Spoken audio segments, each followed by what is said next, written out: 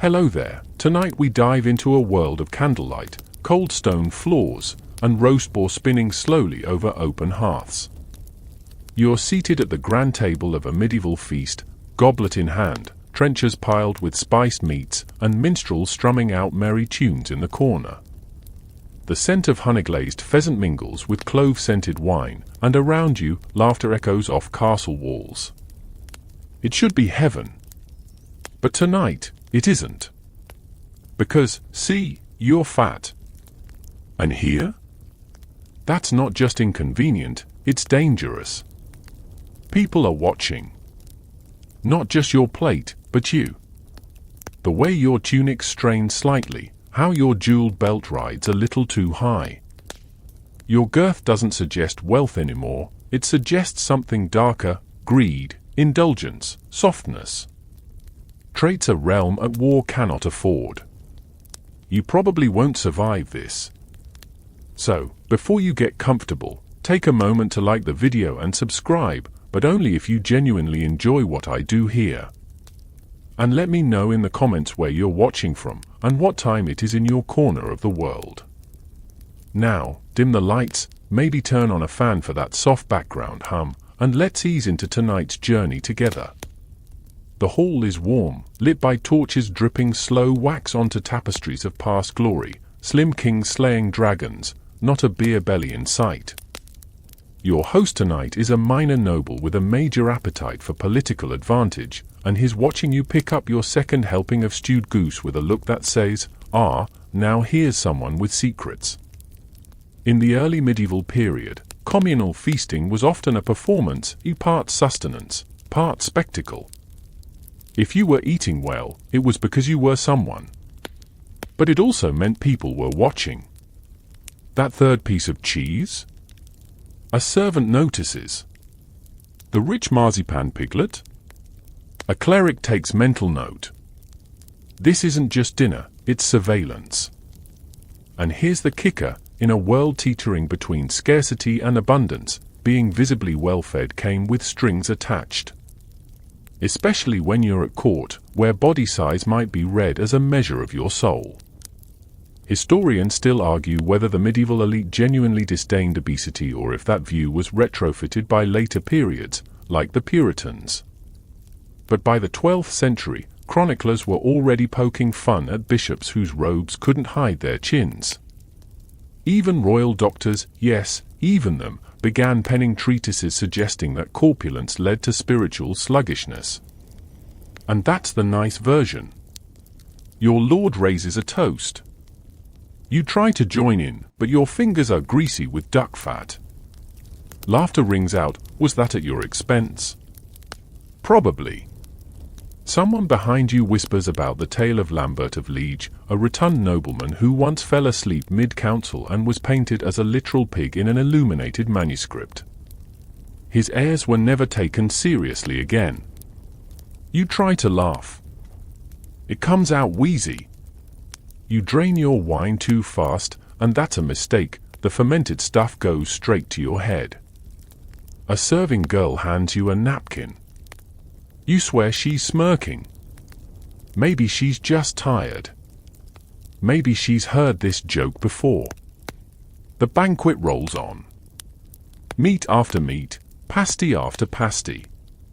By the third course, a few guests are already nodding off, bloated and boozy. You? You're sweating. The fire's too close. Or maybe it's your doublet, which doesn't quite stretch like it used to. Then, out of the corner of your eye, you notice the jester. He's juggling candid figures. He throws one high in the air, catches it in his mouth, then points at you. "My lord here knows how to feast," he cries. The room chuckles. Someone taps a knife against their goblet, a rhythm of mocking applause. You smile. What else can you do? But you know this isn't innocent. Because beneath the jester's grin and the guest's laughter is a deeper current, one that says your body is your weakness, and worse, your fault. In this world, size means indulgence. Indulgence means sin. And sin? That's how reputations die. Even the church will raise an eyebrow. Some abbots were notorious for their hypocrisy, preaching fasting while devouring 3-course fish meals. But hypocrisy doesn't mean safety. Quirky fact, there was actually a popular 13th century joke book called Facetiae that made frequent fun of fat monks and nobles. One tale told of a man so large he needed 2 servants to carry his stomach like a bridal train. The punchline? They were taxed separately. You pick at a fig tart as a bard begins a song. Something about moderation and divine favor. You try to focus on the melody, but all you hear is judgment in every rhymed verse. At one point, someone tells a story about King Henry I of England, yes, the one who reportedly died after eating a surfeit of lampreys. He's remembered not for his battles, but for a dinner too rich for his guts. Historians still debate whether this was real or medieval shade, but either way, the lesson landed. The banquet ends with a spiced wine toast to health and honor. You join in, raising your goblet a little late. Around you, platters are cleared, crumbs swept, napkins folded. And you rise slowly, carefully, feeling every eye still on you, or not just judging what you ate, but what you are. As you leave the hall, you overhear one last comment. He eats like a king, but fights like a scribe. You smile tightly. Because in medieval times, the feast wasn't just about food, it was about proving your worth. And tonight, yours was on trial. The sun hasn't yet risen, but you're already sweating, and not just from nerves. You're in the castle yard, surrounded by the clanging of steel and the barking of drill sergeants. Your breath comes in foggy bursts in the morning chill, but your body feels like a brick oven. The cause? Plate mail. Not the elegant, knight on a horse kind, but the no, we need 5 squires to wedge him into this variety. You know you're not built for war. But war doesn't care. Today's task is armor training. You stand next to a row of lads lean as scarecrows, their limbs ropey from hauling sacks and chasing pigs up hills. They slide easily into their hauberks, chainmail shirts clinking like soft wind chimes. You, on the other hand, wrestle your torso into something that resembles a metallic corset and pinches in all the wrong places. Your belly sags over the belt, your thighs rub the greaves like they're starting a fire. Move, barks the captain. You waddle. It's not graceful. Here's the awkward reality: medieval armor wasn't designed for round bodies. Most surviving suits are surprisingly narrow. Historians still argue whether this reflects the average build of knights or simply what was preserved, but one thing's clear: if you were too thick in the middle, combat got a lot more complicated. Swinging a sword in plate is hard enough. Doing it while out of breath because you've been carrying extra weight from both the gear and your own body. That's how you get winded before your opponent even blinks. You charge forward, or try to. It's more of a bouncing lumber. Your sword arm arcs in a grand gesture of determination and misses. You're too slow. Your opponent, a beanpole named Elfric, simply sidesteps and taps you with the flat of his blade. Dead, he says cheerfully. You grunt. Dead and humiliated. Now, to be fair, there were large warriors in history, just not often the sort who needed to be agile. Think of those Viking huskarls, burly bodyguards with axes bigger than your average child. But even then, it was muscular big. Thick arms, not thick bellies. In contrast, your current shape means your movements are more pudding than predator. You try again. This time, you pivot too fast and your breastplate pinches your side. Pain shoots up your ribs. Your helmet's visor fogs with your breath, and you curse the day you ever accepted this training in hopes of impressing a duchess with tales of battlefield valor. Remember that noble banquet? The Snickers?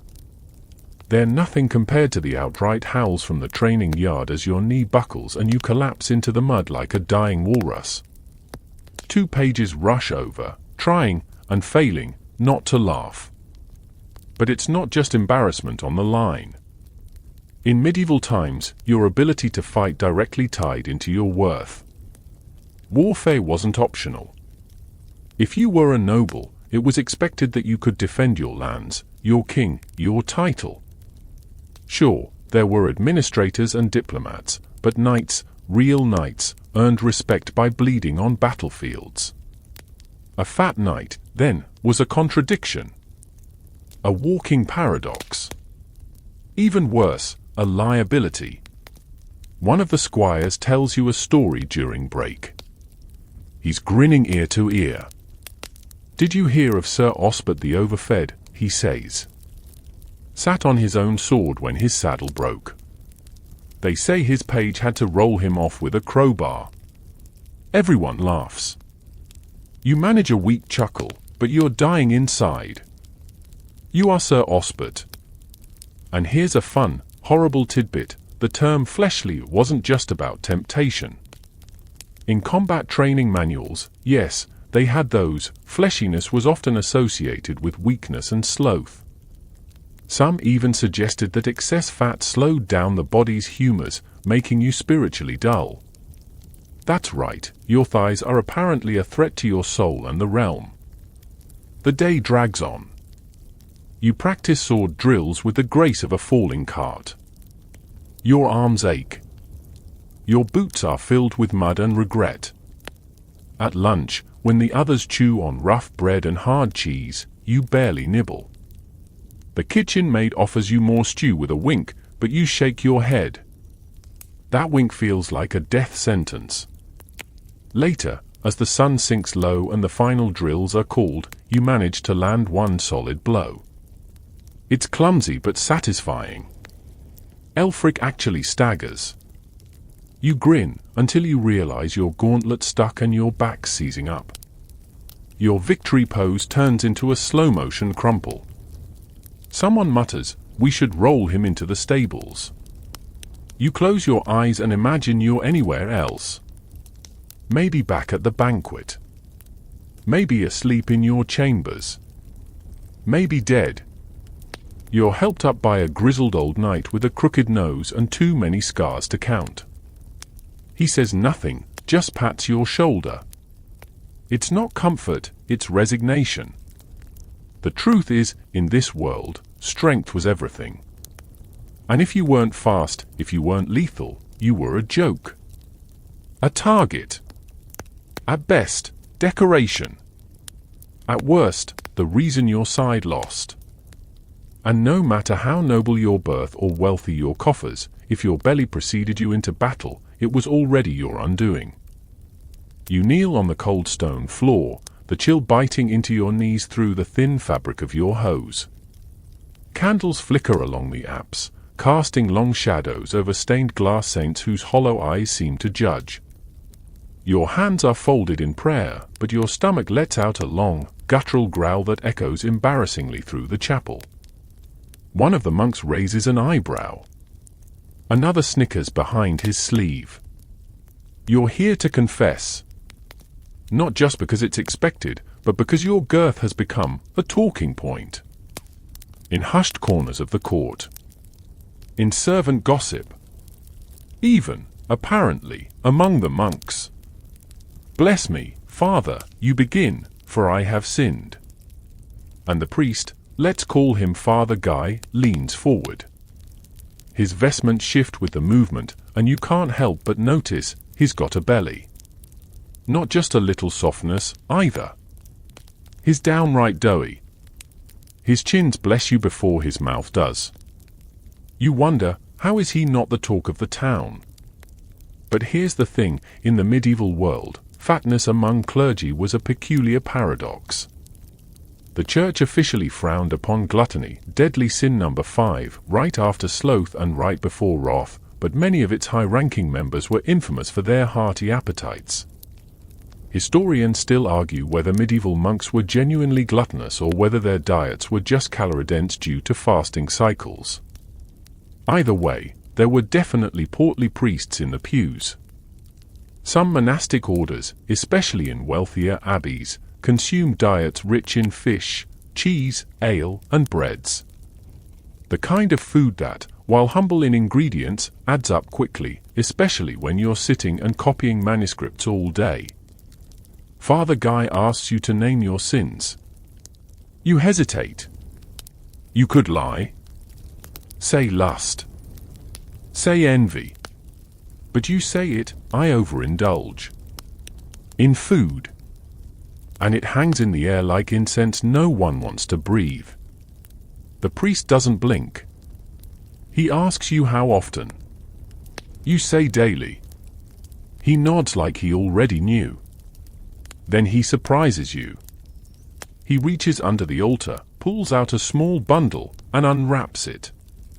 Inside is a honeyed fig cake. He breaks off a piece, offers it to you with a look that says, "We're both in this together." You eat it. Of course you do. He whispers, "Moderation is best." But denying every pleasure? That too can lead to pride. You wonder if that's a trick, a test, or just a rationalization wrapped in sugar and pastry.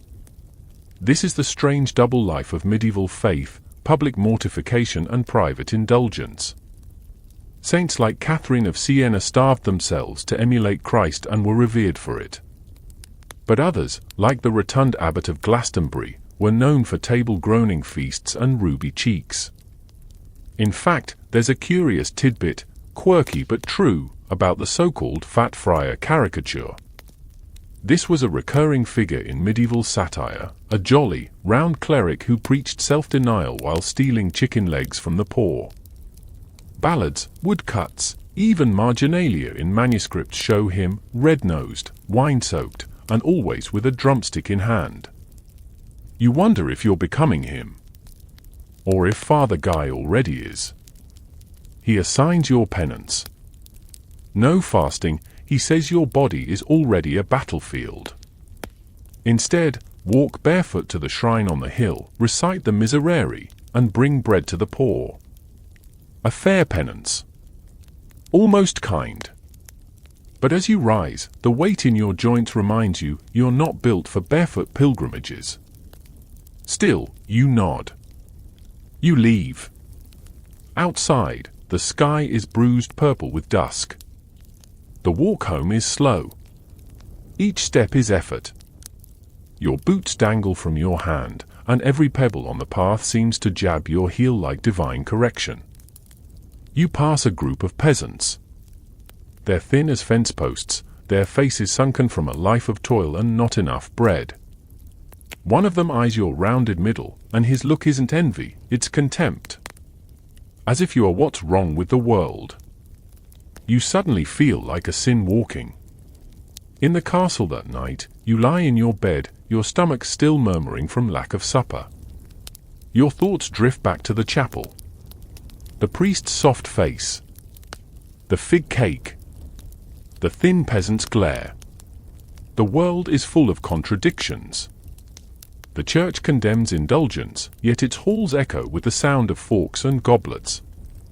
The saints fast until they faint. The friars feast until they snore. And you? You're caught somewhere in the middle, too soft to be revered, too rich to be forgiven. You roll onto your side.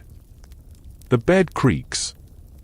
You whisper a quiet prayer, not for forgiveness, but for understanding.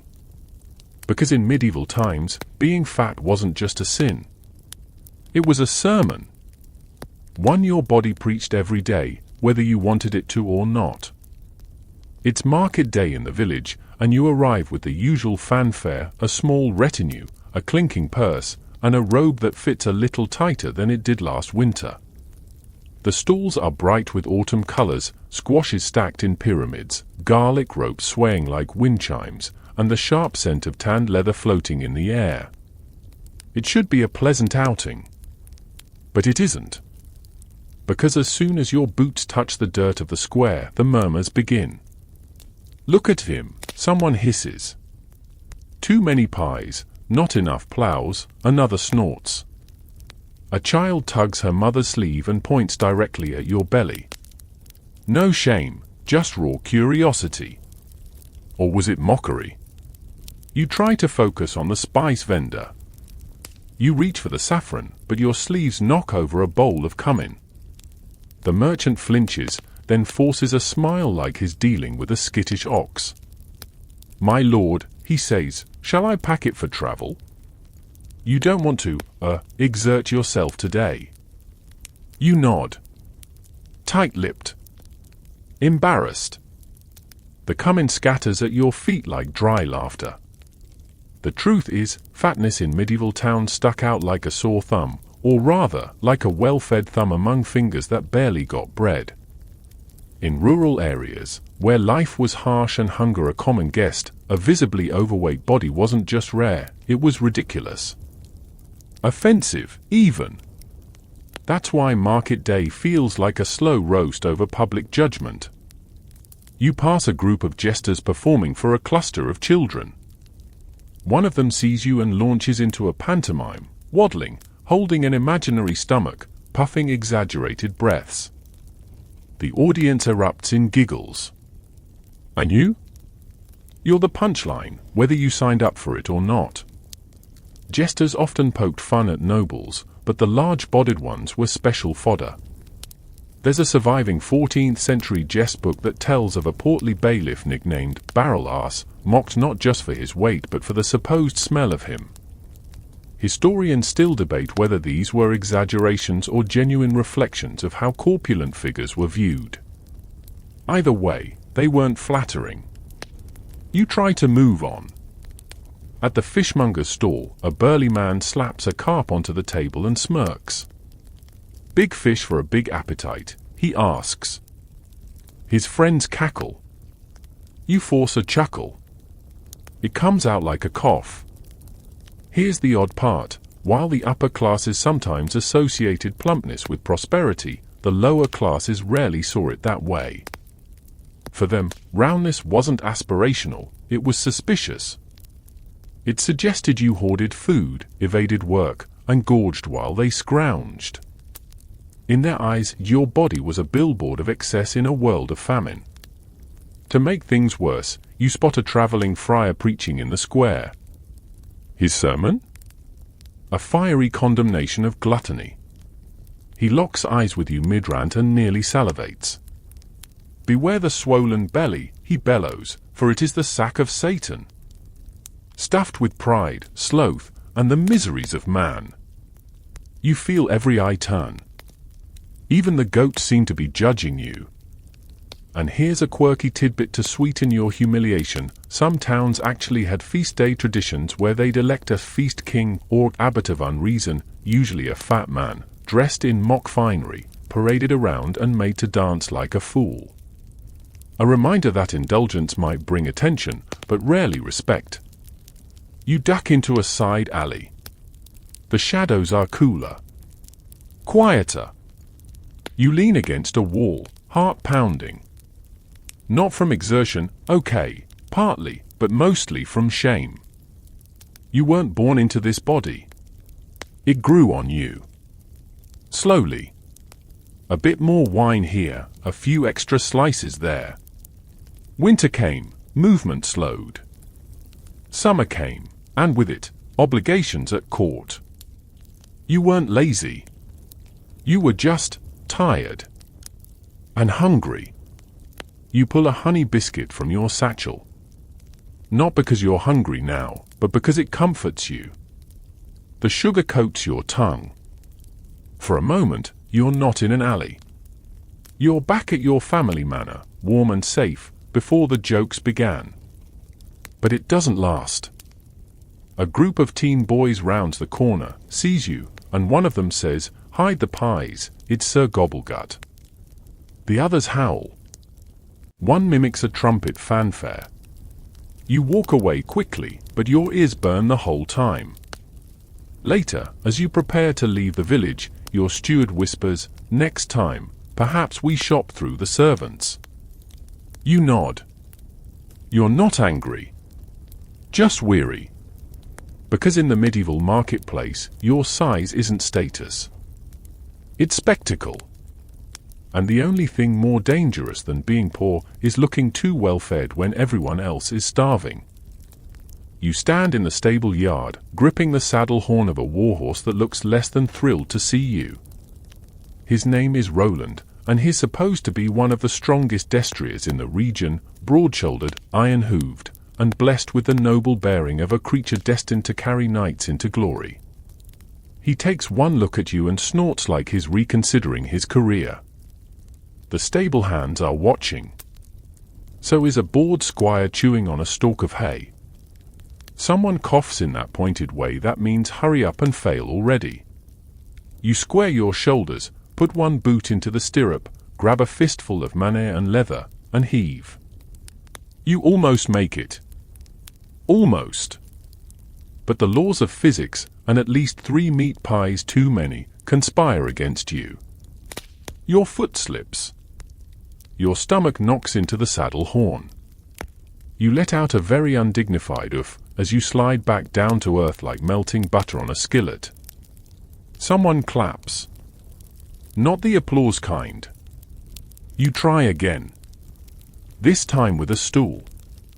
It's a little better, you manage to throw your leg over, but once you're up, Roland takes 2 grudging steps forward and immediately grunts. Loudly. Dramatically. A slow, exaggerated hoarse sigh. He turns his head and glares at you with the weary disdain of someone carrying too much cargo and not enough gratitude. And in this moment, you understand something painfully clear, that people on horses in medieval times were not romanticized. They were ridiculed.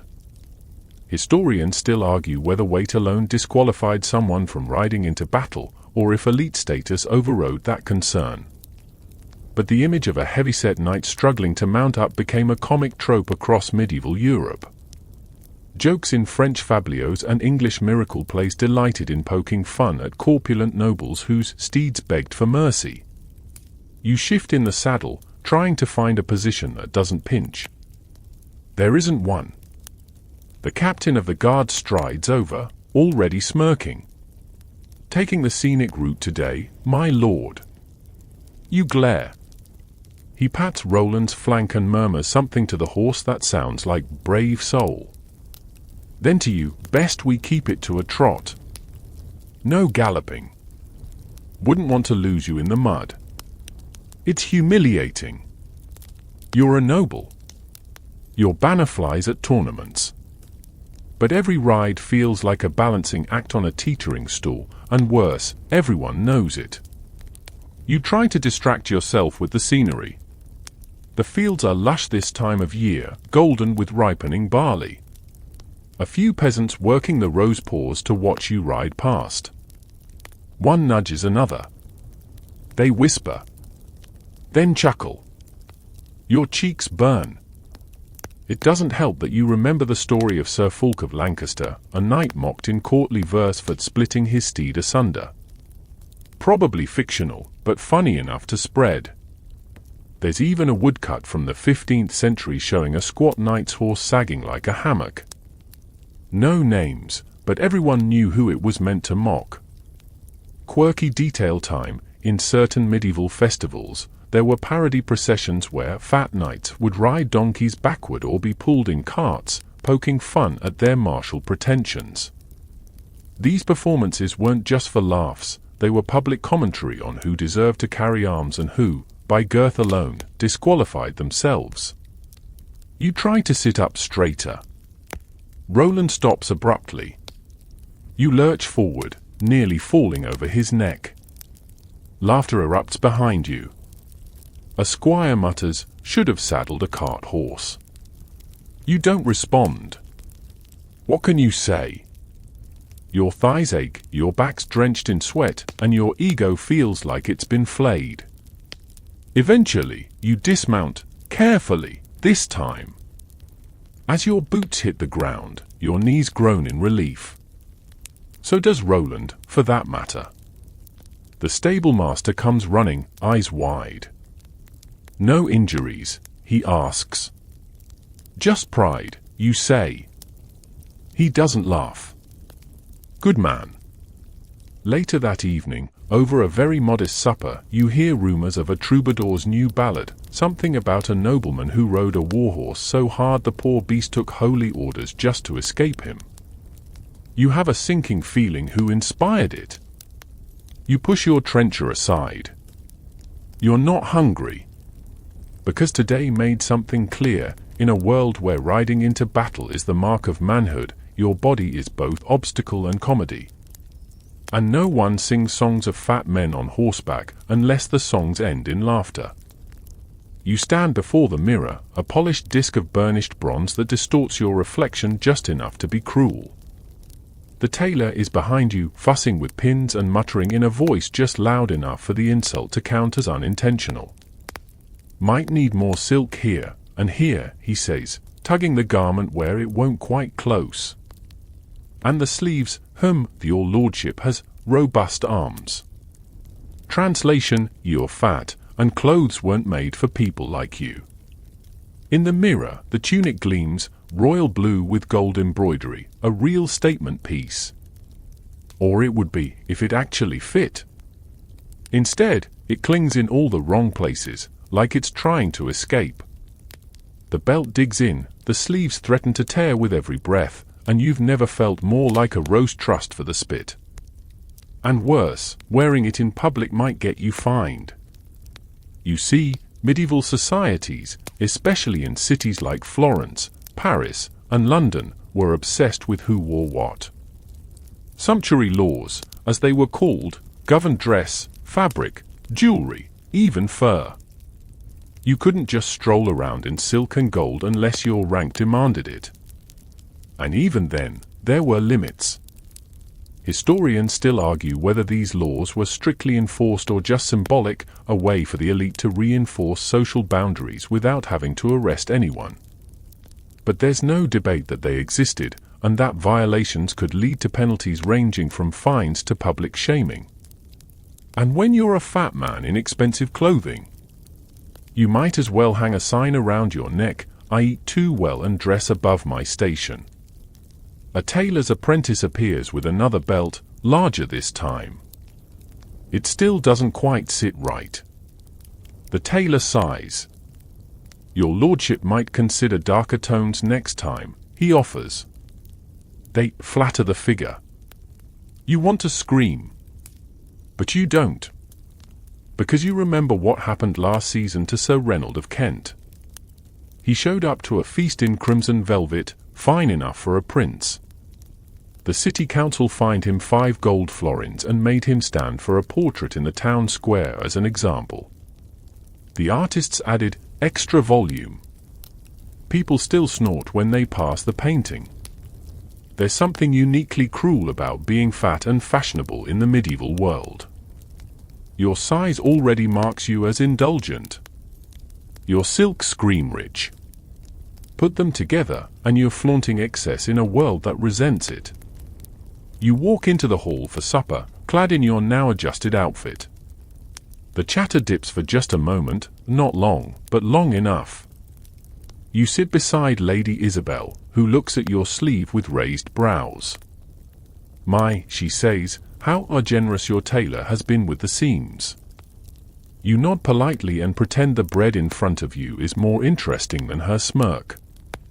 A troubadour in the corner sings a ballad about a merchant who dressed too richly and was mistaken for a lord until his horse collapsed under him. The punchline? Gold thread cannot hold up a belly. The room laughs. You drink deeply. Quirky fact of the evening, in some towns, tailors were legally required to keep copies of permitted fabric samples for each rank. A knight's doublet had to be made of wool, not silk. A merchant's tunic couldn't be lined with squirrel fur unless his income hit a specific threshold. Your figure, plump and gleaming in dyed velvet, automatically cast doubt on your place in this rigid pyramid. You weren't just big, you were suspiciously so. Later that night, you sit alone in your chamber. You remove the doublet with a sigh of relief, letting your body breathe. You rub at the red lines the belt left on your stomach, wondering, not for the first time, how a society so obsessed with hierarchy made it nearly impossible to exist comfortably if you were visibly too much. You recall a marginal note in a book you read once, something scribbled beside a drawing of a corpulent noble in a fox-lined cloak. It read, "He who wears wealth and stores it in his belly shall pay for both." You look out the window, down at the village below. People are walking home from the fields. Their clothes are rough, unadorned. But they fit. They belong. You close the shutters. Because tomorrow, you'll wear simpler clothes. Maybe brown wool. No embroidery. No gold thread. Not because you've changed, but because if your size already makes you a target, your wardrobe doesn't need to aim the arrows for them. You sit for your portrait in the chilly cloister of a priory, trying not to squirm as the artist squints and sketches with unnerving confidence. Your doublet is tight again, of course it is, and the chair creaks ominously beneath you. A monk fusses with your collar while the artist mutters something about shadowing the neck folds. You knew this portrait was a bad idea. You agreed under pressure, told it would cement your legacy. But now you're half suspecting your legacy might be that one noble with 3 chins and a smirk. The painter pauses to dip his brush, then looks you over. You have a commanding presence, my lord, he says delicately. You force a smile. It doesn't help. Smiles wrinkle the face. You've learned that the hard way. Behind him, an assistant unrolls a sample sketch. You spot it upside down and blanch. The figure is clearly you, a round face, broad torso, but there's something strange, 2 tiny, stubby horns hidden in your hairline. Is it a joke? Or a warning? You glance around. No one else seems to notice. Or maybe they do, but they're pretending not to. Because in the medieval imagination, fatness didn't just mean excess. It often signaled temptation, corruption, even the demonic.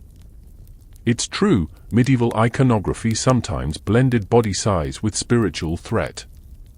Many depictions of demons and sinners in hellish manuscripts featured swollen bellies, bulging eyes, and heavy jowls. Being large wasn't just undignified, it was unclean. And sometimes, it looked an awful lot like evil. Historians still argue whether these associations were metaphorical or deeply ingrained in theological belief. Some say monks simply used exaggeration to shock. Others believe the art reflected genuine fears, that visible excess was proof of inner rot. You shift uncomfortably. The painter tuts. Please don't move, my lord, your silhouette is quite distinctive. You mutter something unkind under your breath. The monk beside you offers a lecture about St. Jerome's warnings against fleshly indulgence. The heavier the body, he intones, the harder the soul must work to rise. His eyes linger on your midsection. You pretend not to notice. But it's hard to ignore what comes next. Because when your portrait is revealed a week later, you recognize yourself, but not kindly. Your features are exaggerated, your robes seem tighter than they were, and there's a curl in the corner of your mouth that suggests mischief. Or gluttony. Or both. And those horns? Still faintly there, beneath the paint. Barely visible, but visible enough. You demand an explanation. The artist bows. Symbolism, he says. To remind future generations that even nobility must struggle with temptation. You stare. You painted me as a cautionary tale. He nods. Like it's an honor. You storm out. Later, you hear the portrait's been hung in the priory's guest hall. Children laugh at it. Pilgrims whisper. A passing friar calls it instructive. And here's a quirky detail that won't help your mood. In some illuminated manuscripts, marginalia featured fat devils gleefully feeding souls into cauldrons. One, from the Luttrell Psalter, even shows a corpulent demon leading monks astray with a roast chicken. Apparently, the idea that indulgence led to damnation was very literal. You lie awake that night, staring at the ceiling. You wonder if people will remember your deeds, your land, your service to the crown, or just the exaggerated belly and barely hidden horns of your portrait. Your stomach growls. You ignore it. Maybe they're right. Maybe your body does betray you. Not just with aching knees and tight seams, but with what it says to the world: this one cannot control himself. This one is flawed. The next day, you ask for a copy of the portrait to be destroyed. The monks refuse. It has spiritual value, they say. You walk away slowly, hearing laughter behind you that may or may not be real. Because in medieval times, your body wasn't yours alone. It was a canvas for judgment, a vessel of suspicion.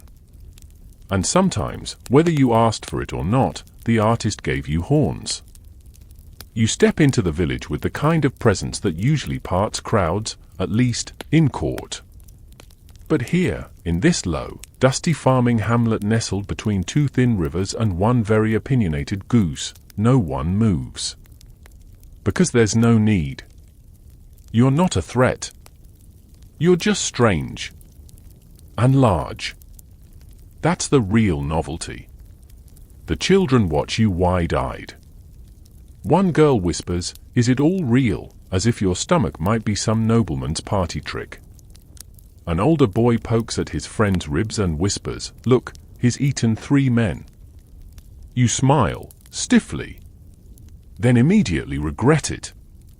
That always encourages them. You're here on estate business, tax rolls, some inspection, maybe the casual judgment of a stolen pig. But as you make your way past hay carts and lean, tanned faces, you're struck by something stark and unavoidable. No one here is fat. Not a single person. Not a chubby merchant, not a round-faced child. Not even the local priest, who looks like a scarecrow in robes. They're sun-baked, wiry, sharp-cheeked, like they've been carved from bone and wind. They move quickly, efficiently. Even their dogs are lean. Historians point out, rightly, that most medieval peasants didn't have the luxury of becoming fat.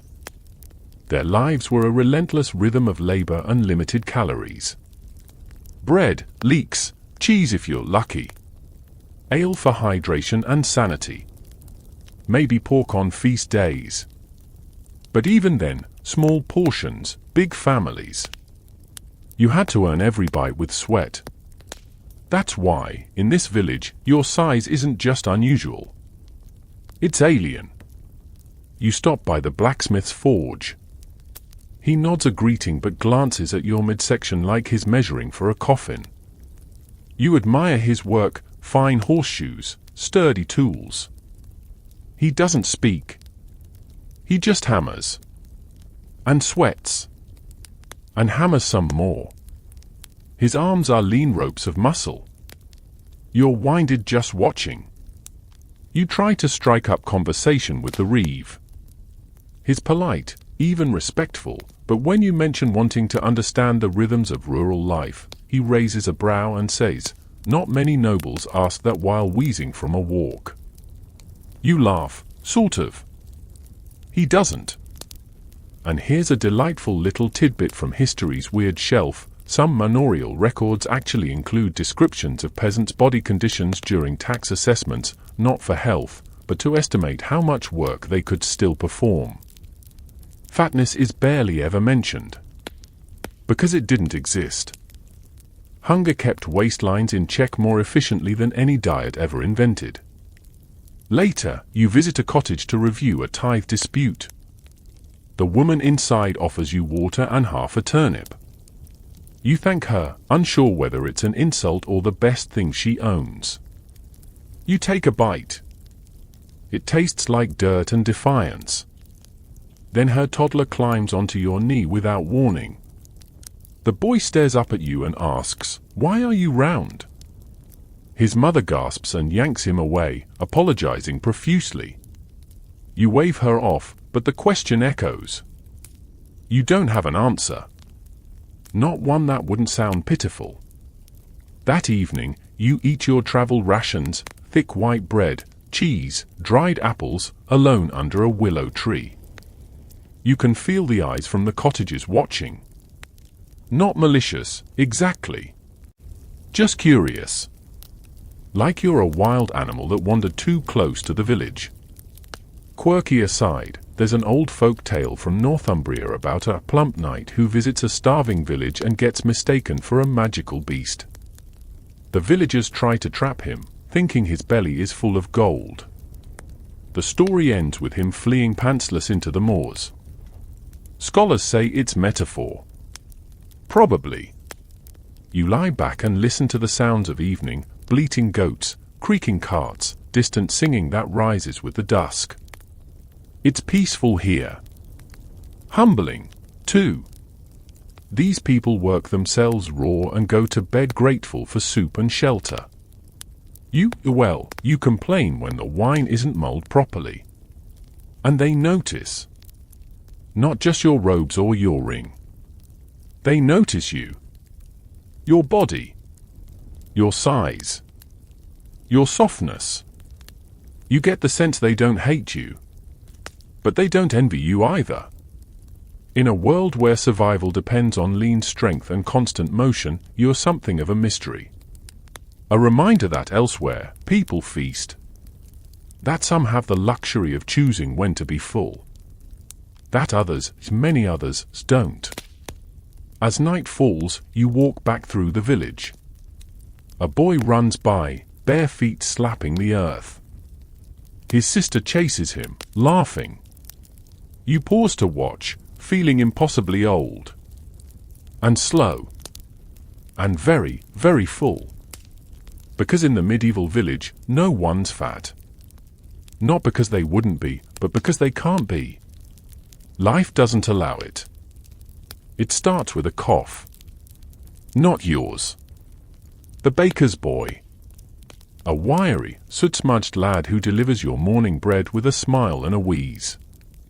He tries to hide it, but you notice the way his shoulders hitch. The way his face, already pale from too many skipped meals, now gleams with a sickly sheen. You nod politely, take the loaf, and close the door. By nightfall, he's dead. The bells toll. The town crier shouts warnings. People start whispering the word like it's cursed, plague. You freeze. Your pulse pounds. You try to remember the last time he handed you the bread directly, fingers brushing. Yesterday? 2 days ago? Your servants begin burning lavender in bowls. The steward insists on vinegar washes for everything. And you, sitting in your chamber with a cloak wrapped around your shoulders, feel very exposed. Because here's the new medieval math, fat plus healthy equals suspicious. But fat plus plague equals doomed. You step outside the next morning and notice something's shifted. The village road is quieter. People who once greeted you with bows now keep their distance. One washerwoman spits over her shoulder when you pass. Not subtly. In times of crisis, especially when the Black Death swept across Europe in the mid-14th century, bodies were scrutinized more than ever. A plump, rosy-cheeked figure wasn't comforting, it was conspicuous. When disease threatened, fatness wasn't a sign of health. It was proof you were hoarding something the world was losing. Historians still argue whether larger individuals were statistically more vulnerable to plague. Some believe fatness may have indicated an immune system burdened by diet, others that it made no difference whatsoever. But perception? That was clear. In the chaos of sickness, fear needed a scapegoat, and soft bodies made easy targets. You try to stay calm. The manor doctor gives you a powder to take with warm beer. It tastes like moss and despair. Your steward suggests prayer. You do both. But even prayer feels tight in your chest. One of your guards quits on the spot. "No offense, my lord," he mutters, eyes on your gut, but folks say the well-fed catch it worse. You hear of a noblewoman in the next county, known for her ample charms, who was blamed for bringing pestilence into her village. Some say she dropped dead mid-meal. Others claim she was locked in her home and left to die alone. Either way, her body wasn't buried in the churchyard. You reduce your meals. Stew instead of pies. Bread cut in half. The cook raises an eyebrow but says nothing. Still, the stares follow. Then comes the worst moment. You venture into the town square for an announcement. The mayor, red-eyed and shaking, proclaims a quarantine. Anyone showing signs, he shouts, must be reported.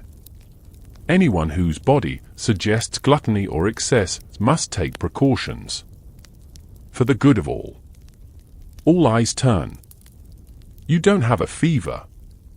You haven't coughed once. But none of that matters. Your body, by its shape alone, screams disease vector. Even the rats give you judgmental looks. And here's your quirky historical tidbit. During actual plague outbreaks, some medical tracts linked corpulence with unbalanced humors, particularly an excess of black bile and phlegm.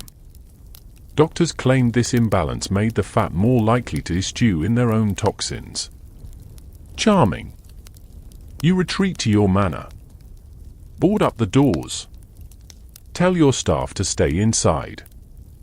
You spend your nights pacing. Your joints ache.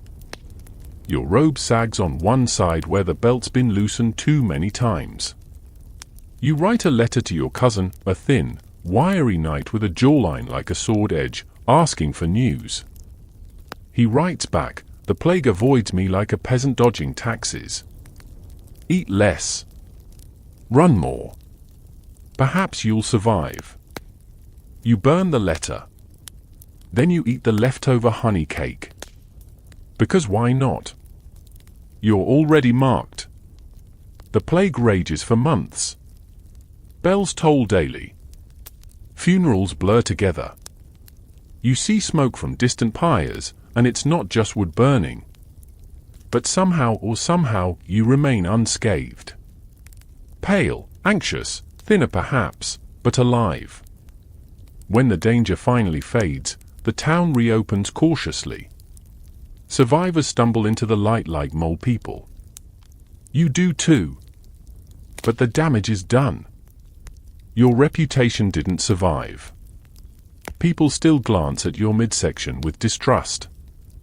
A young mother pulls her child behind her as you pass.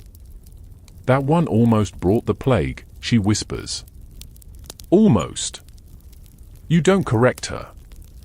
Because in medieval times, being fat during a plague wasn't comfort. It was curse. Your body, once a symbol of wealth, became a billboard for contagion. And no one wanted to sit near that at the feast ever again. You grip the training sword tighter, trying to ignore the snickers behind you. The instructor calls out again, "Balance, my lord. Bend the knees, but not too much. We'd rather not have another cracked floor tile." You want to laugh. But your thighs are already trembling. You lower yourself into the standard knight stance, 1 foot forward, knees flexed, back straight, and immediately regret every pastry you've ever loved. This is your 4th week of knighthood preparation. You're not doing it for glory, exactly. More like damage control. After the riding debacle, the tailor's sideways jabs, and the not-so-subtle plague suspicions, you're determined to prove something, that you, too, can be a knight. Never mind that you sweat standing still or that your breastplate creaks like a ship in a storm. You're going to knight. Or at least not collapse trying. Unfortunately, medieval warfare isn't gentle. Training is brutal. Squires half your age chase you across fields with padded poles. Your armor feels heavier every day, pressing down like guilt. You haven't seen your toes in 3 years, and now they ache with every stomp. And yes, there's an actual thud every time you attempt to squat in full plate. Not the dignified kind. The kind that echoes. Try again, the master-at-arms bellows, cheerful as ever. Remember, my lord, if you fall in battle, the enemy won't wait for you to stand back up. You mutter something about how rude that would be. The other squires aren't cruel. Not directly. But you hear them whisper. They call you Sir Bellahelm and Knight of the Rolling Thunder. You laugh with them sometimes. But the bruises last longer than the jokes. Historians still argue whether weight alone disqualified men from knighthood. Evidence suggests that while some larger knights did exist, most were expected to be agile, strong, and, above all, battle-ready. You're a walking target for archers and bad poetry. In fact, there's a popular ballad in the region about Sir Gilbert the Broad, a knight who took so long to mount his horse, the siege ended before he could charge. It's sung in taverns. With gestures. You lunge forward, sword raised. It's supposed to be a smooth, graceful motion. Instead, your greave catches on a stone, your center of gravity decides to relocate, and you go down, hard. Dust flies. Your visor slams shut. The world goes black. Somewhere above you, a pigeon laughs. They rush over. 2 squires try to haul you upright, but your armor has ideas of its own. It locks. One boy gets elbowed in the jaw. Another twists his ankle stepping on your scabbard. Eventually, you roll sideways, like a distressed tortoise, until you can kneel again. Applause. Of course there's applause. But here's the thing, you don't quit. Day after day, you come back. You run drills. You practice sword swings. You even start morning stretches, though your steward walks in once and thinks you're possessed. One morning, during a sparring session, something clicks. You parry a blow from a smug squire and push him back, just a few feet, but enough. He stumbles. He looks shocked.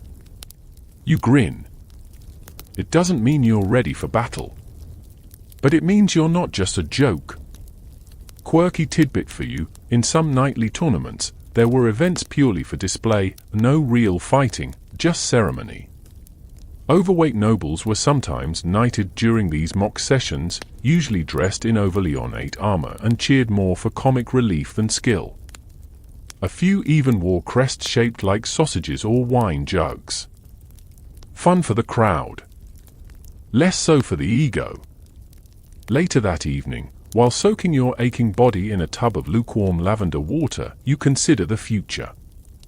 Maybe you won't lead the vanguard. Maybe you won't joust in the royal lists. But you will earn that title. Even if you need a winch to get into your armor. Because in medieval times, knighthood wasn't just about glory. It was about grit. And while your body might not fit the mold, your resolve fits just fine. The tapestry is nearly finished. You're told this by the weaver herself, a stooped, sharp-eyed woman whose hands move so fast they blur, threading stories into fabric with every pull of the loom. She smiles proudly as she gestures to the stretched linen, crimson borders, gold flourishes, and at the center, the grand feast of last winter. And there you are. Or rather, someone who looks suspiciously like you, stuffed into a too-small doublet, cheeks round as apples, eyes squinting with wine-happy mirth, a roasted duck leg clenched heroically in each hand. You blink. That's me. Oh yes, the weaver says brightly. It's good to preserve the truth, no. You're not sure how to answer that. Because what you're really thinking is, they turned me into a cautionary decoration. Tapestries in medieval times weren't just warm wall coverings or family heirlooms. They were narratives, woven morality plays meant to entertain, warn, and remember. And sometimes, the line between commemoration and mockery got very thin. You take a closer look. Next to you in the tapestry is Sir Reynold, broad-shouldered, clean-jawed, as if carved from heroic ideals. Beside him, Lady Isabel, impossibly slender, caught mid-laugh. And you? Front and center, looking like you've eaten the entire left side of the table. Twice. You clear your throat. And what was the artistic direction here? The weaver shrugs. We just captured the mood. The feast. The bounty. Quirky tidbit, in several surviving medieval tapestries, particularly the ones made for noble families, corpulent figures were sometimes deliberately exaggerated. Not as flattery, but as visual shorthand for vice. A plump courtier reaching greedily for a goblet might not be anyone in particular. But sometimes it was. And the nobles in the room usually knew exactly who. You glance at the lower corner of the tapestry and see something that makes your blood go cold. A boar's head, your house sigil, nestled beneath your feet. There's no mistaking it now. You've been immortalized as the glutton. Worse still, there's a growing trend in the realm, using tapestries not to elevate family legacies, but to make subtle political commentary. At court, some nobles have started commissioning faunist works, depictions of revelry that conveniently showcase rivals in less than flattering poses. You'd laughed at the first of these, featuring Baron d'Estaing chugging wine with sauce on his chin. You're not laughing now. Historians still argue whether this new wave of brutally realistic art was a form of protest, political theatre, or just a shift in aesthetics. But one thing's certain, you are now part of the tapestry movement, and not in a good way. You return to your chambers feeling strangely hollow. Not because you've been teased before, you're used to that. But because this time, they didn't whisper. They wove it. Into fabric. Into memory. Into legacy. And the worst part? It's all fairly accurate. You were joyous that night. Tipsy. Full. The music was excellent. The duck legs were delicious. You probably did have sauce on your chin. You probably did snore during the final toast. Still, couldn't they have softened the chin? Later that week, you attend a minor feast in the town hall. The new tapestry hangs proudly on display behind the high table. Guests snort into their cups. A juggler performs directly in front of your woven double, mimicking your tapestry pose with 2 chicken legs. The crowd howls. You force a laugh. You think about throwing your goblet. You choose instead to drink from it. Slowly. Like a man savoring the last dignity he can still sip. That night, you dream of the tapestry unraveling itself. Thread by thread. Until you're just a red outline. A forgotten curve. But in the waking world, the weave holds. Because in medieval times, being fat didn't just make you a joke. It made you a story. A lesson. A visible warning woven into cloth. And that cloth? Hung in places people actually looked at. So when people say, history remembers, you now know how true that really is. Sometimes, history remembers your laugh. Sometimes, it remembers your deeds. And sometimes, it remembers your double chin. The great hall buzzes with whispers before you even enter. You hear your name behind the arras. Not shouted, never that. Just murmured, like a draft under a door. You tug your cloak tighter around your middle, though it fools no one. Every eye turns as the herald calls your title, and you step into the glow of candelabras and quiet judgment. The court is in session. Long tables stretch under banners of competing houses.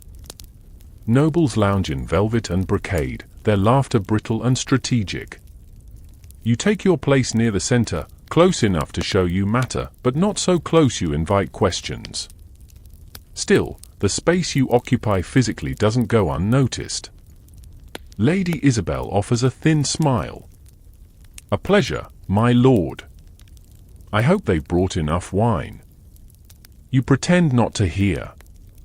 Because tonight isn't just about land disputes or minor decrees. It's about appearance.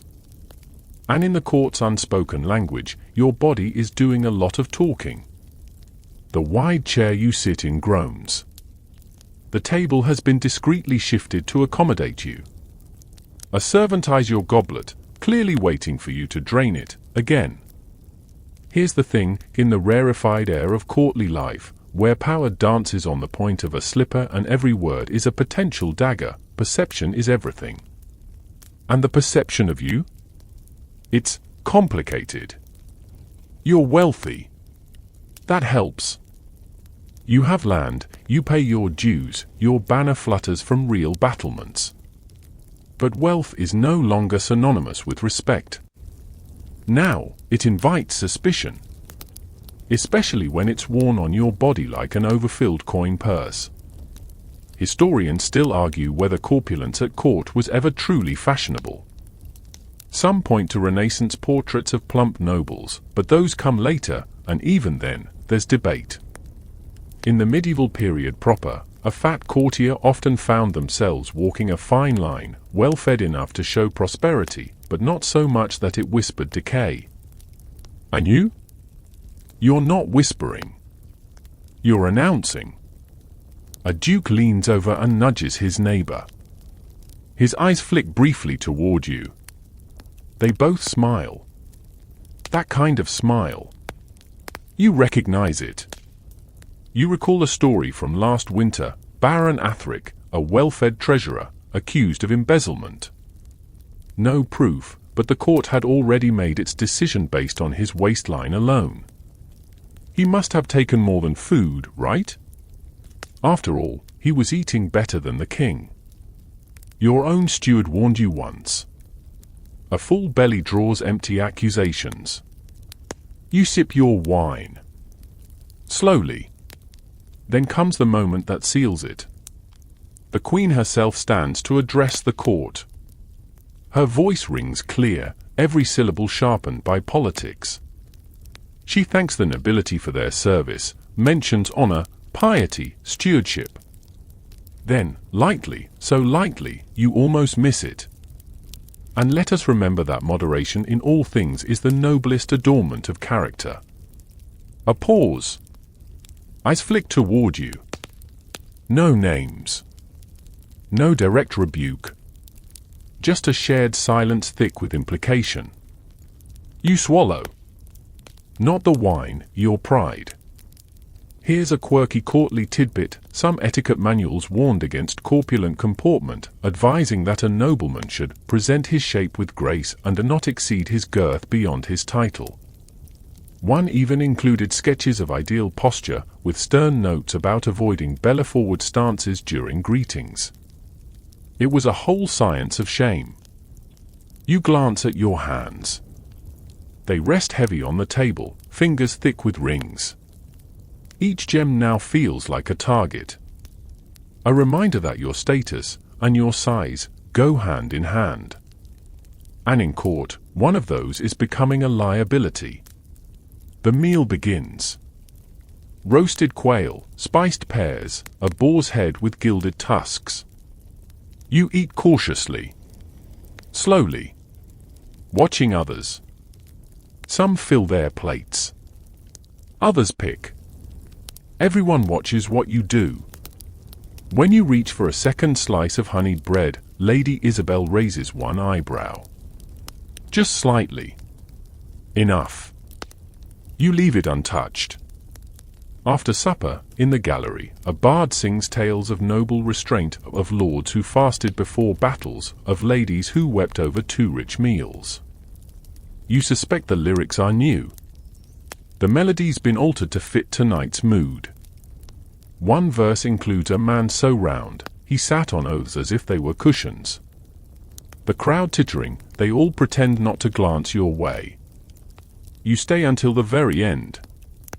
Leaving early would confirm guilt you haven't even been accused of. You nod, smile, bow, exchange pleasantries. But inside, you're boiling. Not at them. At the invisible standard that wraps every noble in layers of expectation, tight-fitting, unyielding, and utterly indifferent to your body. Because in court, a heavy frame doesn't just suggest wealth. It suggests weakness. And that's the one thing no one here is allowed to be. You cough politely as you enter the physician's chamber, a small, shadowy room tucked behind the chapel, smelling of boiled herbs and something oddly vinegary. The physician, Master Abelard, looks up from a mortar he's been grinding and eyes you over the top of his spectacles, which are more decorative than helpful. He doesn't say hello. He says, "I've been expecting you." Great. That's always a fun opener. You settle onto the creaking stool beside his cluttered work table. There's a small pile of leeches in a glazed bowl, and for a moment, you're not sure whether they're part of your treatment or just his pets. "I assume," he says, "you've come to address your condition." You bristle. "You mean my lungs?" He tilts his head. "I mean your size." "Ah. Right." You sigh. Loudly. He gestures to your midsection with all the delicacy of a man swatting a fly. Your humors are imbalanced. Too much phlegm, too much black bile. And he taps your arm with a bony finger, far too much stored nourishment. You smile, the kind that says, "Say another word and I'll have you reassigned to pigsty duty." But he's not wrong. In the world of medieval medicine, being overweight wasn't just unattractive, it was an official problem, with its own chapters in medical treatises. The dominant theory of health then was this for humors, blood, phlegm, yellow bile, and black bile. Your physical and emotional state was believed to be governed by the balance, or imbalance, of these fluids. And you?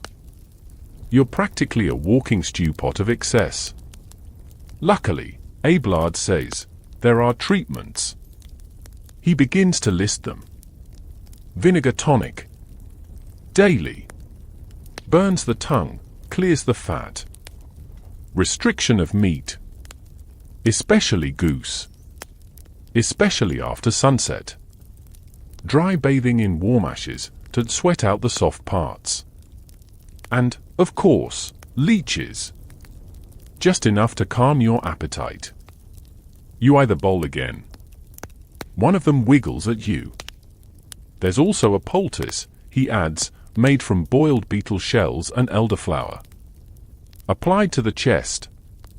Reduces fleshiness, he insists, as if rubbing insects on your ribs will shrink your waist faster than skipping dessert. Historians still argue whether medieval fat cures actually aimed at long-term weight loss, or if they were more about restoring the symbolic purity of the body, cleansing sin as much as fat. Either way, these treatments were often harsh, ridiculous, or both. One 12th century regimen involved alternating cold baths with drinking goat urine. You're fairly certain that one's not on today's menu. Yet, you protest. Surely some men of my size live long, full lives. He chuckles. Yes, yes. But rarely upright ones. Still, you try. For the next 2 weeks, you follow his program. No sweets, no wine, no joy. Just gruel and sweat and poultices that smell like scorched cabbage. You even submit to one leeching, just one, and nearly faint when the leech detaches itself with a belch. You walk more. You fast through vespers. You do deep breathing in the rose garden until the steward catches you and asks whether you're dying. But nothing changes quickly. And when it does, no one notices except you. You feel less winded. You climb stairs with fewer wheezes. Your belt buckle moves one notch inward. Small victories. But when you return to Master Abelard, hopeful, he frowns. Still too damp, he mutters, feeling your pulse. Damp, you repeat. Soft. Yielding. Spongy. He pokes your side. You slap his hand away. You try to keep your temper. After all, the man is technically trying to help. But what he doesn't understand, what none of them seem to, is that your size is not simply the result of a sin or a stewpot. It's a part of you. Not all of you, not even most. But part. And every time they treat it like a crime, you feel it tightening around you, like your own body's betraying you. Quirky detail of the day, in 13th century Italy, there were reports of physicians who believed corpulence could be cured by singing prayers backwards while pressing garlic oil into the temples. One victim allegedly lost hair, but not a pound. So, progress? One evening, you skip your regimen. You eat roasted duck. You sip sweet wine. And for the first time in weeks, you feel like yourself again. Not a patient. Not a lump of sin in need of draining. Just you. The next morning, Abelard finds out. He frowns, scribbles something in his ledger, and sighs. Hopeless, he says. You smile. Because you're not. Because in medieval times, medicine treated fatness like a disease of both the flesh and the soul. But maybe, just maybe, you're allowed to be something more than a diagnosis. Even if you still smell faintly of beetle paste. The bell tolls before dawn, echoing over frosted fields and through empty cloisters. You're already awake, wrapped in a too-thin woolen blanket, your stomach rumbling like an unhappy demon. You haven't eaten in, well, technically, you had a crust of barley bread yesterday. A small one. But as far as your body is concerned, you're entering the early stages of a polite medieval apocalypse. You're fasting. Again. You volunteered, well, agreed, to join this temporary spiritual retreat, a fortnight of holy silence and minimal sustenance hosted by the monks of St. Aldrich's. The goal? To cleanse your soul. And, let's be honest, your reputation. Because after the tapestry, the riding jokes, and that disturbing portrait with the horns, you needed something drastic. Something pure. But day 4? Day 4 is hard. You shuffle into the chapel behind a line of pale, sunken monks who float like ghosts in brown robes. They look calm. Beatific, even. You? You're chewing the inside of your cheek, wondering if beeswax candles count as food. Spoiler, they don't. The prior gives a sermon on humility and emptiness. You focus on not passing out. Here's the thing about medieval holiness: the holier someone appeared, the thinner they often were. Saintly emaciation wasn't just admired, it was a goal. Many revered mystics fasted to the brink of death. Saint Catherine of Siena reportedly survived on nothing but the Eucharist. Saint Wilgefortis supposedly starved herself until she grew a beard and was crucified. Different issue. Same principle. Historians still argue whether these fasts were acts of agency or expectations enforced by others. But they agree on one thing: thinness equaled sanctity. And fatness? Well, fatness suggested the opposite. You sit during prayers and feel your gut grumble loud enough that a nearby monk side-eyes you. He probably thinks you're possessed. You try to find peace. You breathe deeply. You contemplate mortality. You read Psalms. You reread them. You stare at a stained glass window for so long you start seeing roast chickens in the abstract shapes. That's when you realize you're not doing this for God. You're doing this to fit in. Not just spiritually. Physically. You want to look like someone who belongs among the righteous. That's not exactly pure motivation. After prayers, you're invited to the refectory, ironically. Today's meal, broth. And by a broth, we mean water that once knew a vegetable. You sip it slowly. A monk compliments you on your restraint. You smile weakly, thinking about the roast capon you smelled last week in the village tavern. In a moment of desperation, you sneak into the garden. You spot a fig tree. Unripe. Still, you reach for one, only to find it's fake. A carved teaching tool. Of course. You sigh. Later that day, you're shown the manuscript the monks are copying. You glance at the margins and see a familiar sight, a caricature of a fat man, probably a noble, sitting on a barrel, eyes wide, mouth open, with tiny devils spoon-feeding him stew. Classic. Quirky side note, some monasteries had rules against publicly visible fatness, especially among abbots, lest it confuse the faithful.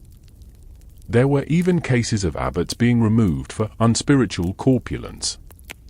One bishop, reportedly, was denied burial inside the cathedral because his body reflected worldly appetite. Harsh. You ask one monk if fasting always makes one holy. He pauses. No, he says, but it makes one look holy. And sometimes, that's enough. You nod, then immediately regret the movement. Dizziness. Knees buckling.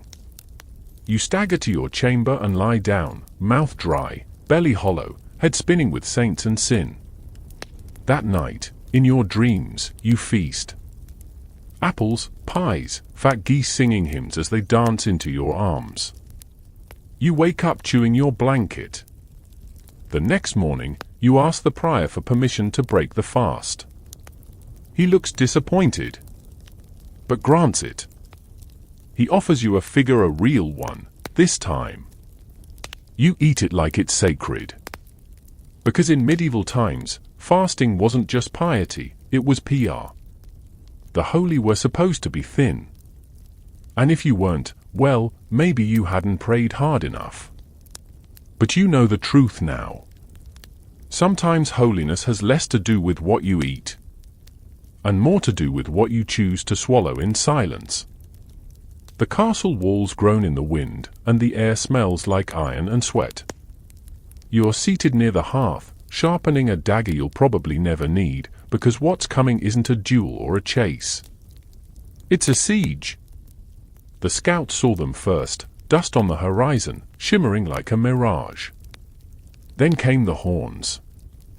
Now, the gates are barred, the portcullis dropped, and every able-bodied soul is on alert. Rations are counted. Arrows are sorted.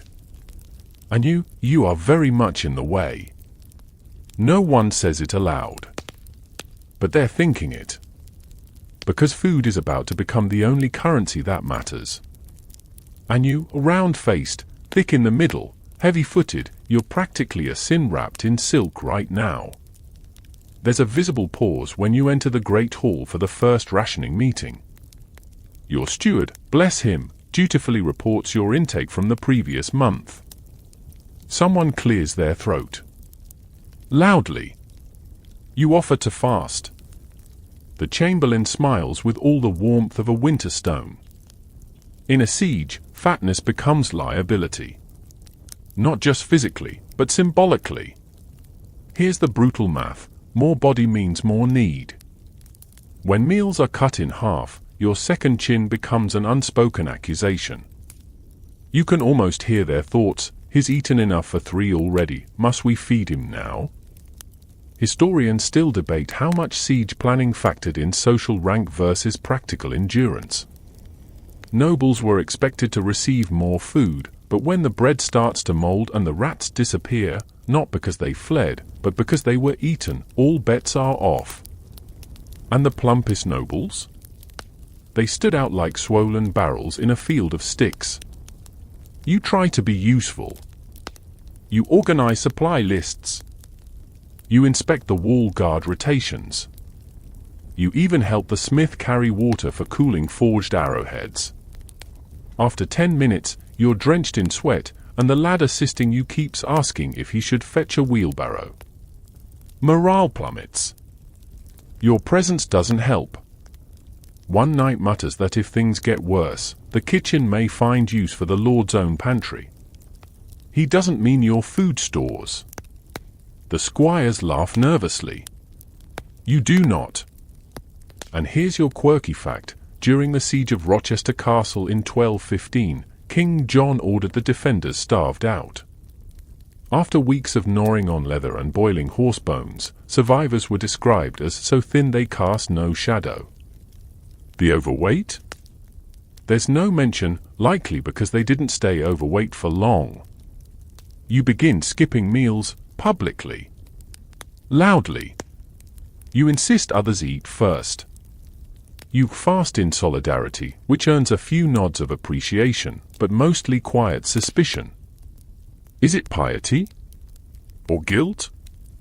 Your clothes begin to loosen. Your fingers no longer struggle with ring clasps. Your face thins, and with it, a measure of tension at court. You'd think this would feel good.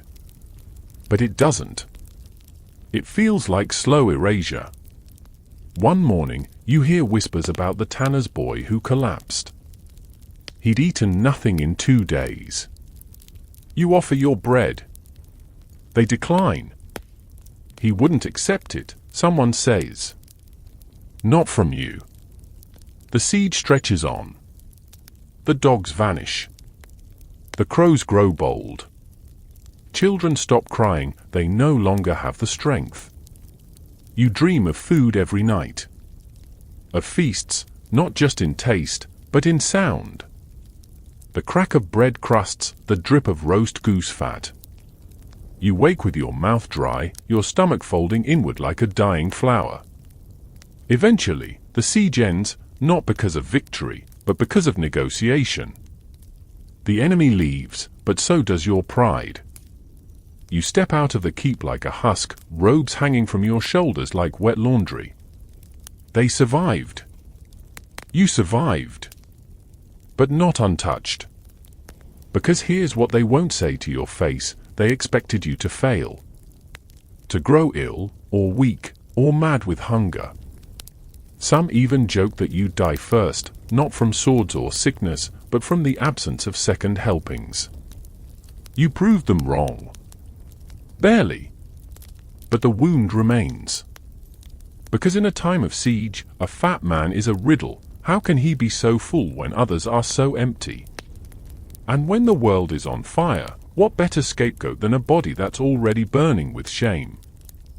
You've taken vows. Not forever, this isn't some grand renunciation, but long enough to raise some eyebrows at court. A spiritual retreat, they called it. A time to reflect, pray, and escape the noise of noble life. But everyone knows what it really is. It's a diet plan with incense. The monastery is quiet, built from ancient stone and surrounded by stubborn, wind-battered hills. You arrived on a cold morning, greeted by monks who bowed without blinking and handed you a coarse wool robe that smells faintly of turnip soup. They never asked why you came. They didn't need to. You thought it would be peaceful, noble, cleansing. You were wrong. Day 1, you realize the monastic schedule is written by sadists. Wake at midnight for prayers. Chant at sunrise. Labor till your back aches. Silence, mostly, except for the bells and your own wheezing. Day 2, the meals begin to haunt you. Breakfast is a chunk of stale bread, no bigger than a clenched fist. Lunch, a greyish broth with an optimistic leaf floating in it. Supper? Sometimes more broth. Sometimes just the leaf. Meat is banned except on feast days. You ask when the next one is. St. Pelagius, the monk says. In 7 weeks. You whimper. The worst part? No complaints allowed. You try to joke during mealtime once, something about missing boar ribs, and Brother Thomas frowns so hard his tonsure wrinkles. The stomach is not a playground, he says. It is a battleground. You chew your barley like it's penance. This monastery, like many in the Middle Ages, adheres to strict dietary rules passed down through monastic orders like the Benedictines and Cistercians. Though these rules varied, most emphasized frugality and spiritual focus. Fatness, while not explicitly banned, was often frowned upon as a visible sign of indulgence. Even among abbots, a round belly could provoke whispers. Historians still argue whether these strict diets were genuinely health-conscious or simply acts of devotion layered in hardship. Some believe monks found workarounds, like classifying beaver tails as fish to sneak in extra protein. But in general, if you were soft-bodied and hungry for comfort, a monastery was not your happy place. You thought you'd suffer in silence. Turns out, silence is suffering. The days blur together, psalms, chores, silent meals, and hunger that claws through your thoughts. You sweep the cloister walk. You mend sandals with fingers that shake. You carry buckets of well water up stone steps until your thighs weep. Your robe becomes looser. You start to feel thinner but not stronger. You start to resent the thin monks. They float, serene, as if hunger gives them wings. You trudge, bulky and clumsy, as if penance weighs more for you than anyone else. One night, you snap. You sneak into the cellar. Not for wine. For food. Anything. A crust. A scrap. Instead, you find Brother Lucian there, already chewing. You stare at each other like guilty cats. He shrugs and offers you a withered apple. You eat it together in silence. The sweetest thing you've tasted in weeks. Even saints get hungry, he says. You nod, still chewing. Quirky tidbit, some medieval monks secretly kept comfort foods hidden in their cells, jars of honey, bits of dried meat, even beer. One abbot in France was famously caught with a pie under his bed and claimed it was for medicinal anointing. It didn't help his case. The next morning, you confess. Brother Lucian does too. The prior nods slowly. No punishment, just a longer reading from Ecclesiastes and a stern reminder: flesh clings to comfort. Spirit clings to suffering. You return to your duties. But something shifts. You stop punishing your body. You move slower, but with purpose. You learn the rhythm of hunger without bitterness. You begin to pray, not to lose weight, but to find quiet. By the end of your stay, you've dropped 2 belt notches and 5 layers of pride. When you leave, the monks nod. No farewells. Just understanding. Back at court, people comment on your appearance. You look changed, says Lady Isabel. Thinner. Calmer. Fewer crumbs on your tunic. You smile. Because in the monastery, you learned something you hadn't expected, that suffering doesn't always purify, but it does reveal. And in medieval times, even when no one trusted the fat to be faithful, you found holiness hidden in a stolen apple and the silence between prayers. The hawk refuses to return. You stand in the middle of a sunlit field, gauntleted arms stretched upward, watching as your falcon, beautiful, disobedient, and possibly judgmental, circles high above. It's your 3rd time whistling. Your arm aches. Your thighs ache. Your pride aches. Around you, the noble party murmurs with amusement. They're all here, dressed in muted greens and greys, lean and smug and perfectly postured atop their dainty hunting ponies. You, meanwhile, are sweating like a roast in a bread oven. Your gambeson clings like a wet rag. Even your falconer's hood pinches. Falconry was supposed to be your comeback. Your subtle statement, "Look, I can be graceful too." But now you're standing in horse droppings, wobbling under the weight of leather and feathers, while your bird does interpretive dance with the sky. A page rides up beside you and offers help. You wave him off, puffing through your nose like a determined ox. "I have it," you say. The page hesitates, then wisely retreats. The truth is, falconry was the sport of aristocrats. Graceful, elegant, performative. It was hunting, yes, but without the mud-streaked chaos of boar chases or stag drives. You didn't just catch prey, you curated it, watching a bird soar, dive, and return like a wing poem. Unless, of course, you were too round to carry the poetry well. Historians still debate whether falconry was used as a subtle test of refinement or merely a fashionable pastime. But among nobles, poise and posture mattered. Falconry wasn't just about catching a rabbit, it was about how you looked doing it. And you, red-faced and huffing, don't exactly look like the Book of Hours illustrations. You finally lower your arm. The bird still won't land. A laugh drifts your way. Perhaps he's confused, someone says. Mistook you for a hill. You chuckle tightly. It's your fifth joke endured this morning. Earlier, when you tried to mount your horse, it sidestepped. Twice. When you dismounted to stretch your legs, one of the squires called it a strategic evacuation. When you reached for a handful of nuts from the supply pack, someone suggested you were hunting with your stomach, not your bird. You're the only one sweating through your tunic. The only one whose saddle creaked ominously.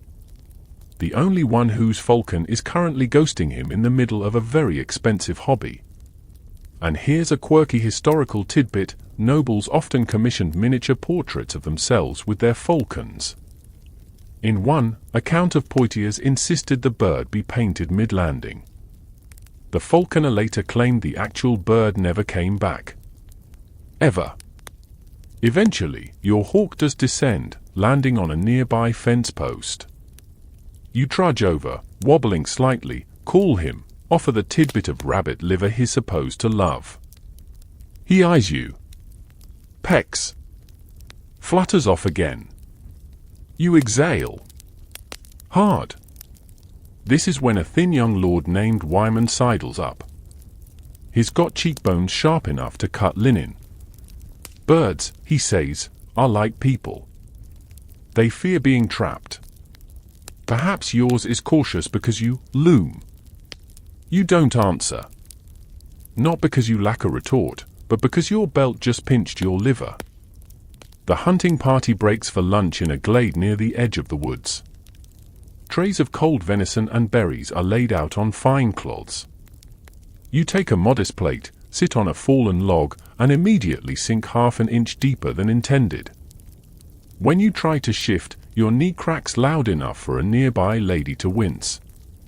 You imagine this moment in a tapestry Lord Bumblesat attempts to sit.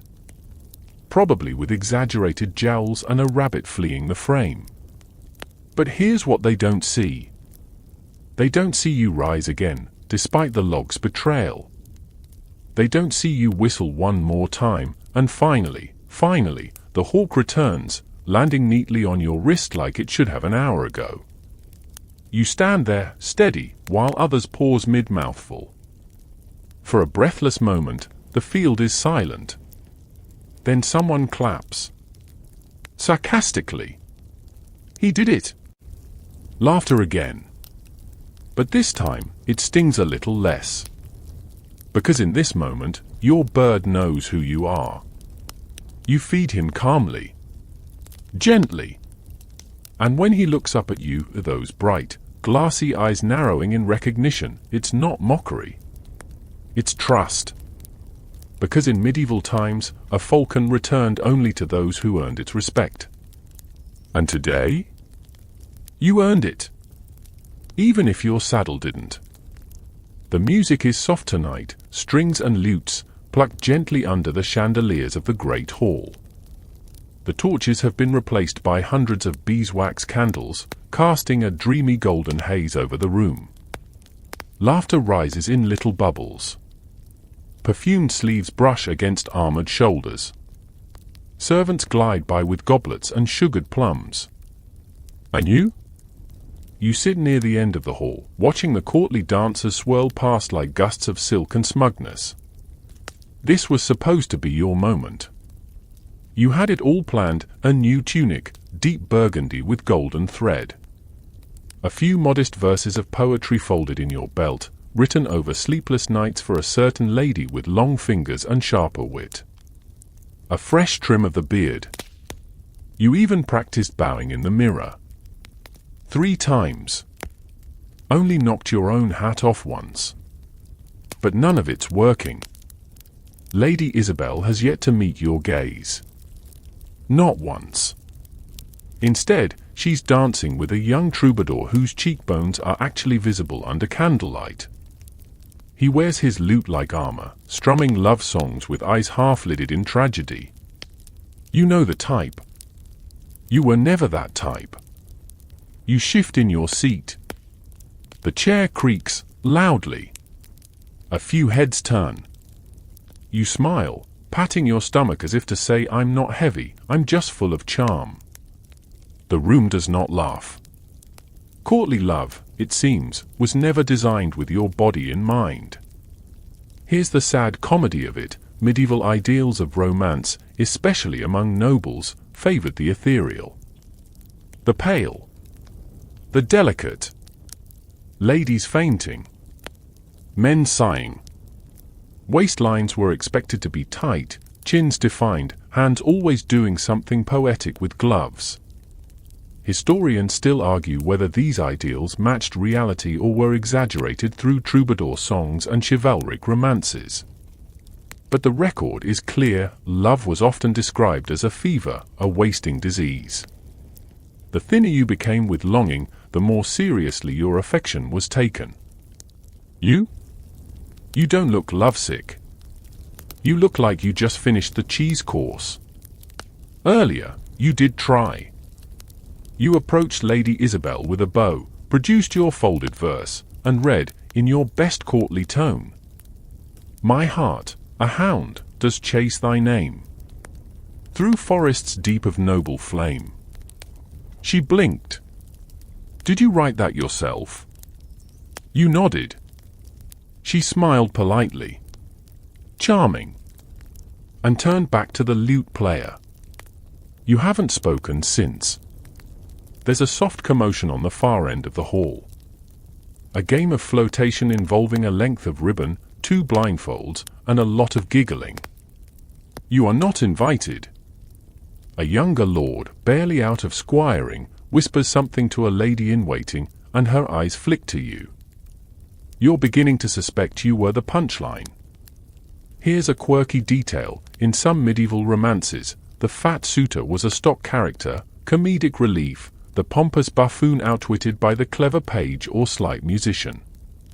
One French tale tells of a rotund lord who tries to woo a lady with pheasant legs and poetry, only to be outshone by a falconer who juggles pears. You're starting to live that story in real time. You retreat to the gallery. Alone. The air is cooler here, and the music is faint. You sit on a carved bench and loosen your belt 1 notch, not from fullness this time, but from exhaustion.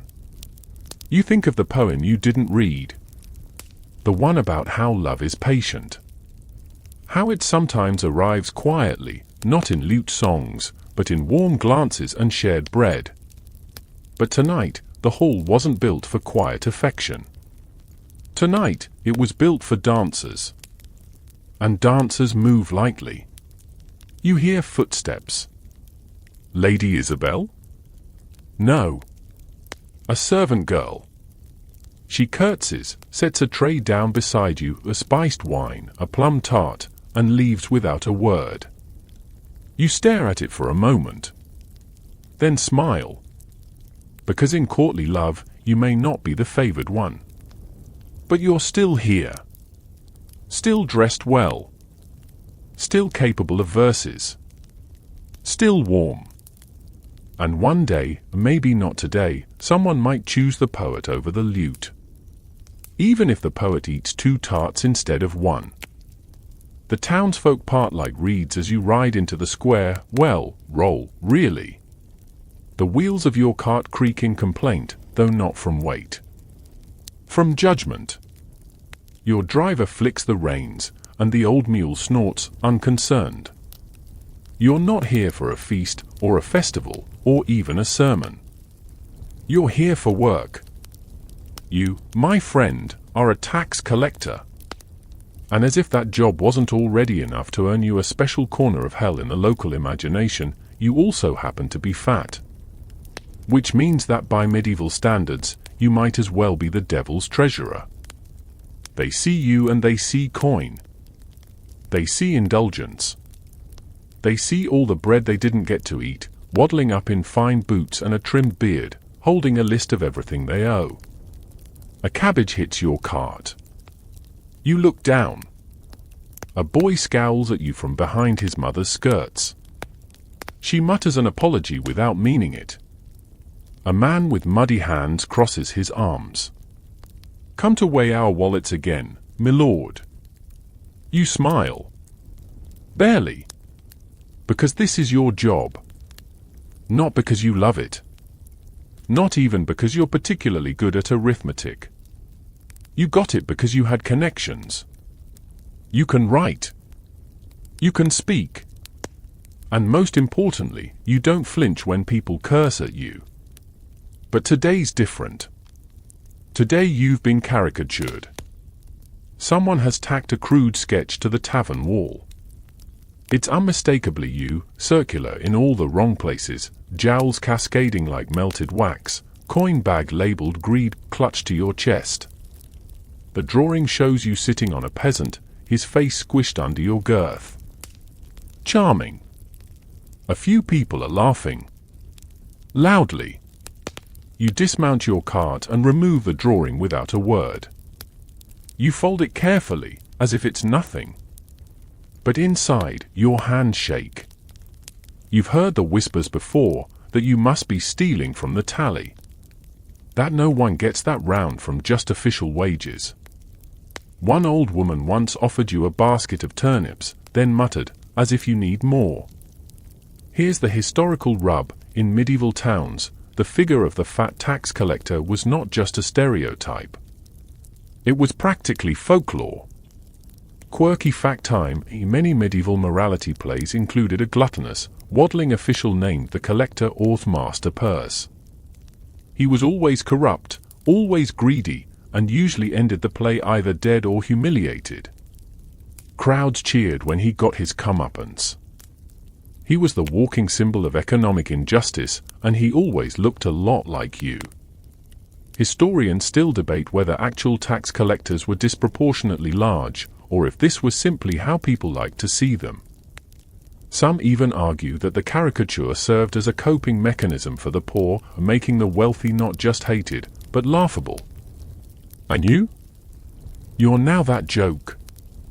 You go about your work. Quiet. Efficient. You count bushels of barley, measure lengths of cloth, mark copper coins with soot. You try not to notice how people stare at your belly as if it's counting for you. You try not to hear the coughs that sound suspiciously like the word swine. At one point, a man hands over his coin and spits on the ground. Bet this goes to your breakfast, not the Baron's wall. You nod. What else can you do? By sunset, your records are complete. Your cart is heavier by a pouch of taxes and lighter by an entire afternoon of dignity. You return to your manor, silent. A servant offers wine. You wave it away. You're not hungry. Later, by candlelight, you unfold the drawing again.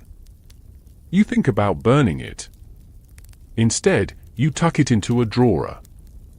Let it live. Because in medieval times, being a tax collector meant being hated. Being fat meant being mocked. Combine the two? You didn't just collect money. You collected resentment. And tonight, your purse may be full. But your name? That's been taxed beyond repair. The masks gleam under the candlelight, porcelain, velvet, leather embossed with golden swirls. You wear one too, of course. It covers the upper half of your face, but not the part you wish it did. Not the chin. Not the jawline. Not the part that makes you you in all the wrong ways. Welcome to the masked ball. The court is ablaze with silks and secrets. Laughter bounces between the columns. Music flutters like dragonflies, harps and flutes and an unsettlingly energetic tambourine. This is no ordinary gathering. This is indulgence incarnate, an evening where no one is who they seem, and everyone pretends not to know exactly what's going on. And you? You're walking proof that some masks don't cover enough. The first whisper floats your way before you reach the refreshment table. Who let lust dress as gluttony? You pretend not to hear it. You adjust your cloak, deep green trimmed with sable, and nod politely to a passing duchess dressed as Venus. She nods back, briefly, but her eyes drop to your middle. You can practically hear her thinking, did he come as a sin, or just bring it with him? Because tonight isn't just about masks. Tonight's theme is the 7 deadly sins. And when you walked in, they didn't even need to ask which one you were. You make your way to the feast table, now feeling like you're auditioning for a morality play. Your gloved hand hovers over a roasted pear glazed in honey and cloves. You pause. People are watching. You pick up a fig instead. Safer. Smaller. Symbolically restrained. Here's the trouble. In medieval culture, gluttony didn't just mean eating. It meant craving. Obsession. A lack of moderation in anything, wine, flesh, sleep, even gossip. And a visibly large body was treated like a billboard advertising all those things. Historians still argue whether being fat was automatically equated with sin in daily medieval life or if the association was more literary and symbolic. But at a masquerade ball where guests literally dress as sins, the connection isn't subtle, it's staged. A masked knight approaches. You think he might dance with you. He bows. You bow back. He doesn't ask. He turns. He was bowing to the woman behind you. She's slender. Dressed as Temperance. Of course. You find a chair and lower yourself into it. The cushion wheezes. Not quietly. A group of squires giggles nearby. A jester passes by, flicking his bells. He stops mid-step, looks at you, and says, "You wear the costume well, my lord." You say nothing. The wine tray is within reach. You resist. You sip water. The irony burns. Quirky fact, in some medieval courts, especially during carnival season, there were actual feasts of fools where roles were reversed and high-ranking officials dressed as sinners. But even in those upside-down celebrations, the fat man was always played for laughs. Often portrayed by a thin man wearing a padded suit, pretending to stuff his face and wobble with each step. You don't need padding. Later, you hear murmurs of a side performance, a short masked play being staged behind the garden arch. You slip through the hedges and watch from the edge. There they are, actors dressed as the 7 sins. Sloth slouches on a chair. Pride preens. Envy sulks in green. And gluttony? He's massive. Robes bursting at the seams. A mask shaped like a pig's face. He falls asleep in his soup. He's mocked by the rest of the cast. The crowd howls with laughter. You step back before anyone sees you watching. You return to the hall and consider leaving. The thought hovers. Lingers. You've been here for 2 hours and said perhaps 4 words. But if you leave early, they'll say you couldn't take the heat. Or worse, they'll say you went home to feast in shame. So instead, you stay. You find a new figure. You compliment someone's costume. You even share a dance with a young widow dressed as kindness, of all things. She doesn't flinch. Her hand in yours is light. She doesn't stare. Maybe she's just being polite. But maybe not. Because in this world, even when your shape makes you the default symbol of sin, there's always someone who knows that people are more than allegories. You take off your mask. Just for a moment. And this time, no one laughs.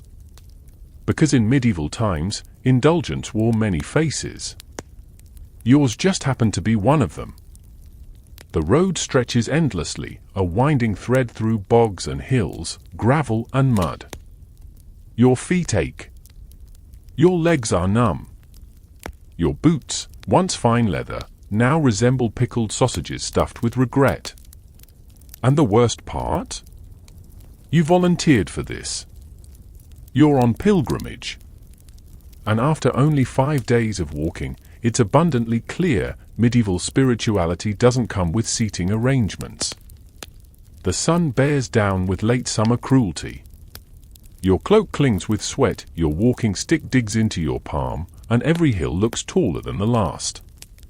Around you, fellow pilgrims stride along with the enthusiasm of people who don't have extra body weight tugging at their joints like sackcloth.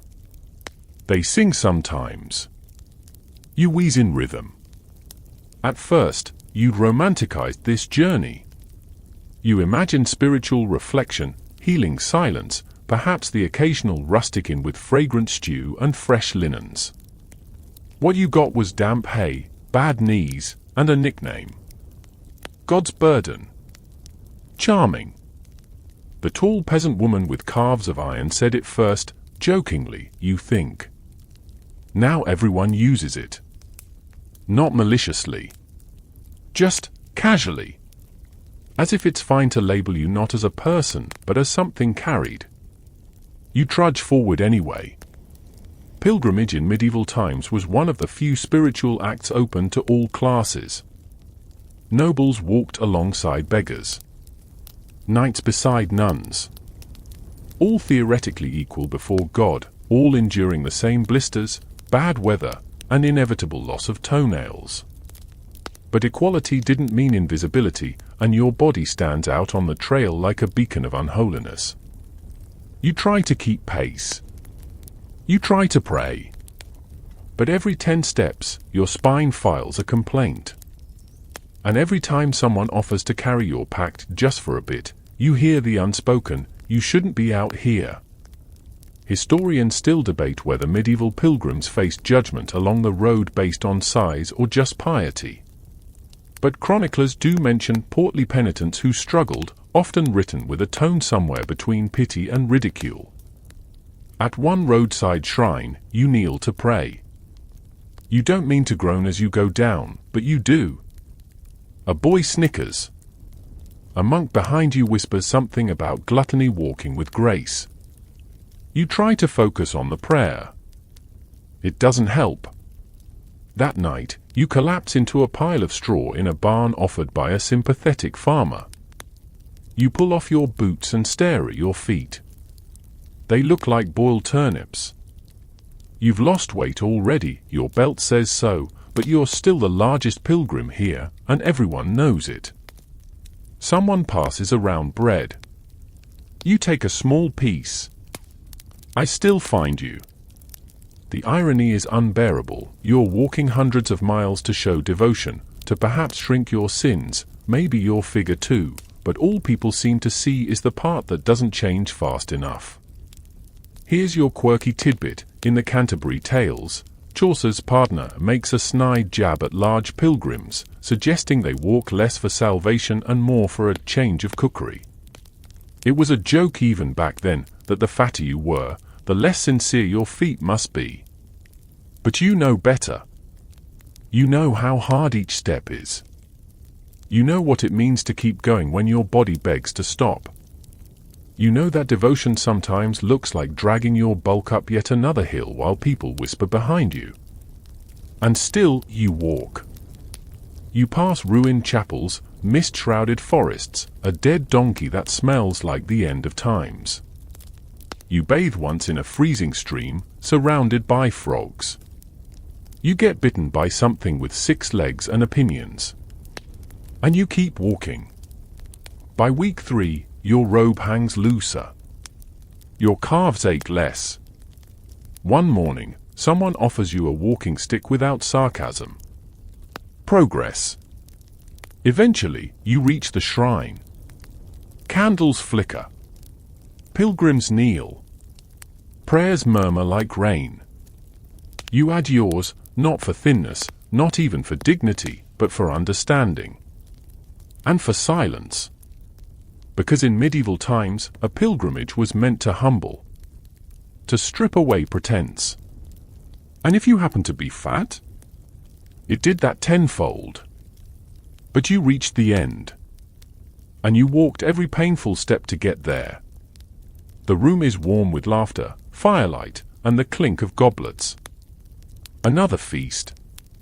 Another long table sagging under meat pies, roast quail, honeyed apples, and bowls of thick, golden soup. You sit in the center tonight, an honored guest, no longer just tolerated but welcomed. Perhaps even admired. You've returned from pilgrimage, thinner, wearier, and wearing your humility like a new belt, because it finally fits. You smile politely at the Duchess beside you. She offers a toast to health and balance. You raise your cup and drink. And you mean it.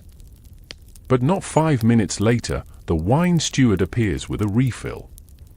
The cheese tray arrives. Then a page offers you a plate of sugared almonds. It keeps coming. And for once, no one's watching you with judgment. Not allowed. You hesitate. 1 almond. 2. Then a slice of pheasant. A bite of pie. That's when someone says it. Careful, my lord, a voice purrs from down the table. We wouldn't want you undoing all that lovely effort. You freeze mid-chew. The comment is wrapped in silk, but it's sharp as a dagger. The lady who said it hides her smirk behind her goblet. Everyone hears it. Everyone laughs, politely, but knowingly. You laugh, too. You always laugh. It's strange, isn't it? You almost died walking to a holy site. You gave up comfort, food, dignity. You limped through hail and hunger and came back half-starved. But now? 1 extra serving, and it's as if none of it mattered. The fear returns, creeping under your skin like smoke. You push the plate away. Here's the cruel joke of medieval memory: they rarely wrote down the slow change. They remembered how you entered the hall, not why. A fat man who became thin was never a hero, he was just temporarily forgiven. Historians still argue whether reputations could be truly redeemed in such societies. Some chronicles praised noble figures who reformed their bodies. Others kept mocking them long after the weight disappeared. Because it was never just about food, it was about morality.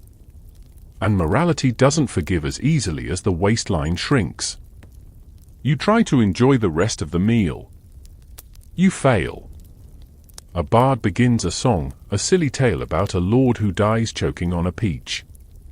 The hall roars. The lord's name? Subtly yours, but slightly twisted. Enough to keep it deniable. You smile tightly. Again. Because even when you don't eat to excess, you're expected to. And if you don't laugh at the joke, it becomes something worse, a scandal. Here's a quirky tidbit. There are surviving medieval epitaphs that read less like solemn goodbyes and more like roasts. One tombstone reads, "Here lies Richard, whose belly spoke louder than his prayers." Another, "May his bones rest, for they bore much." Humor didn't stop at death.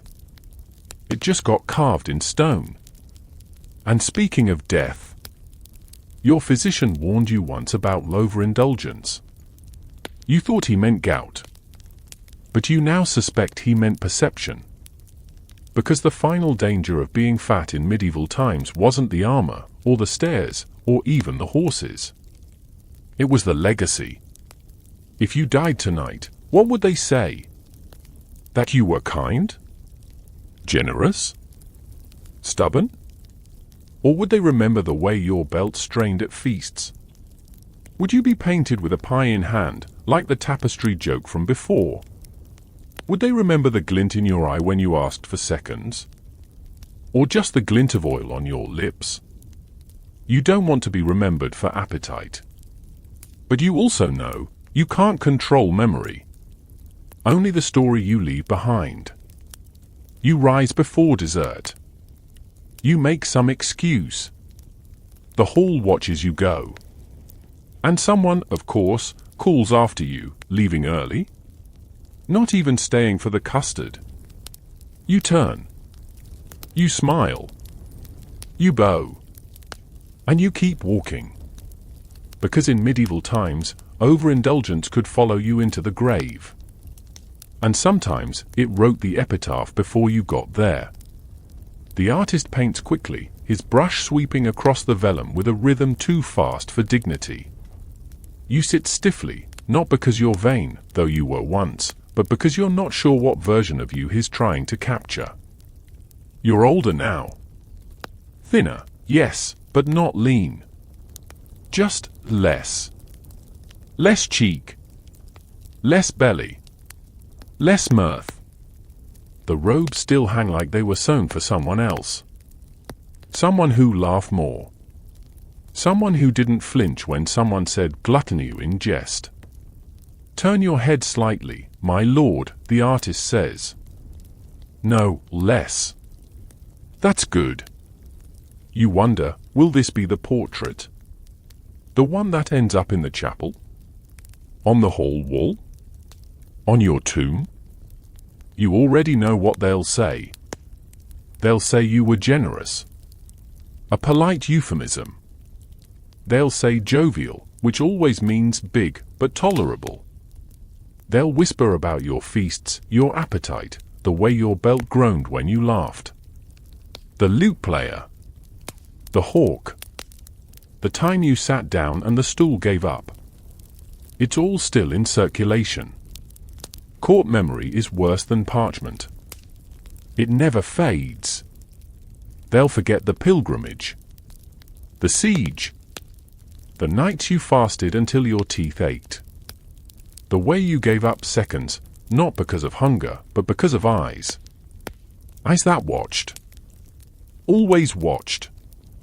They'll remember your weight. But not the weight you carried. You clear your throat. May I see it? The artist tilts the panel. It's still in progress. The robes are flattering.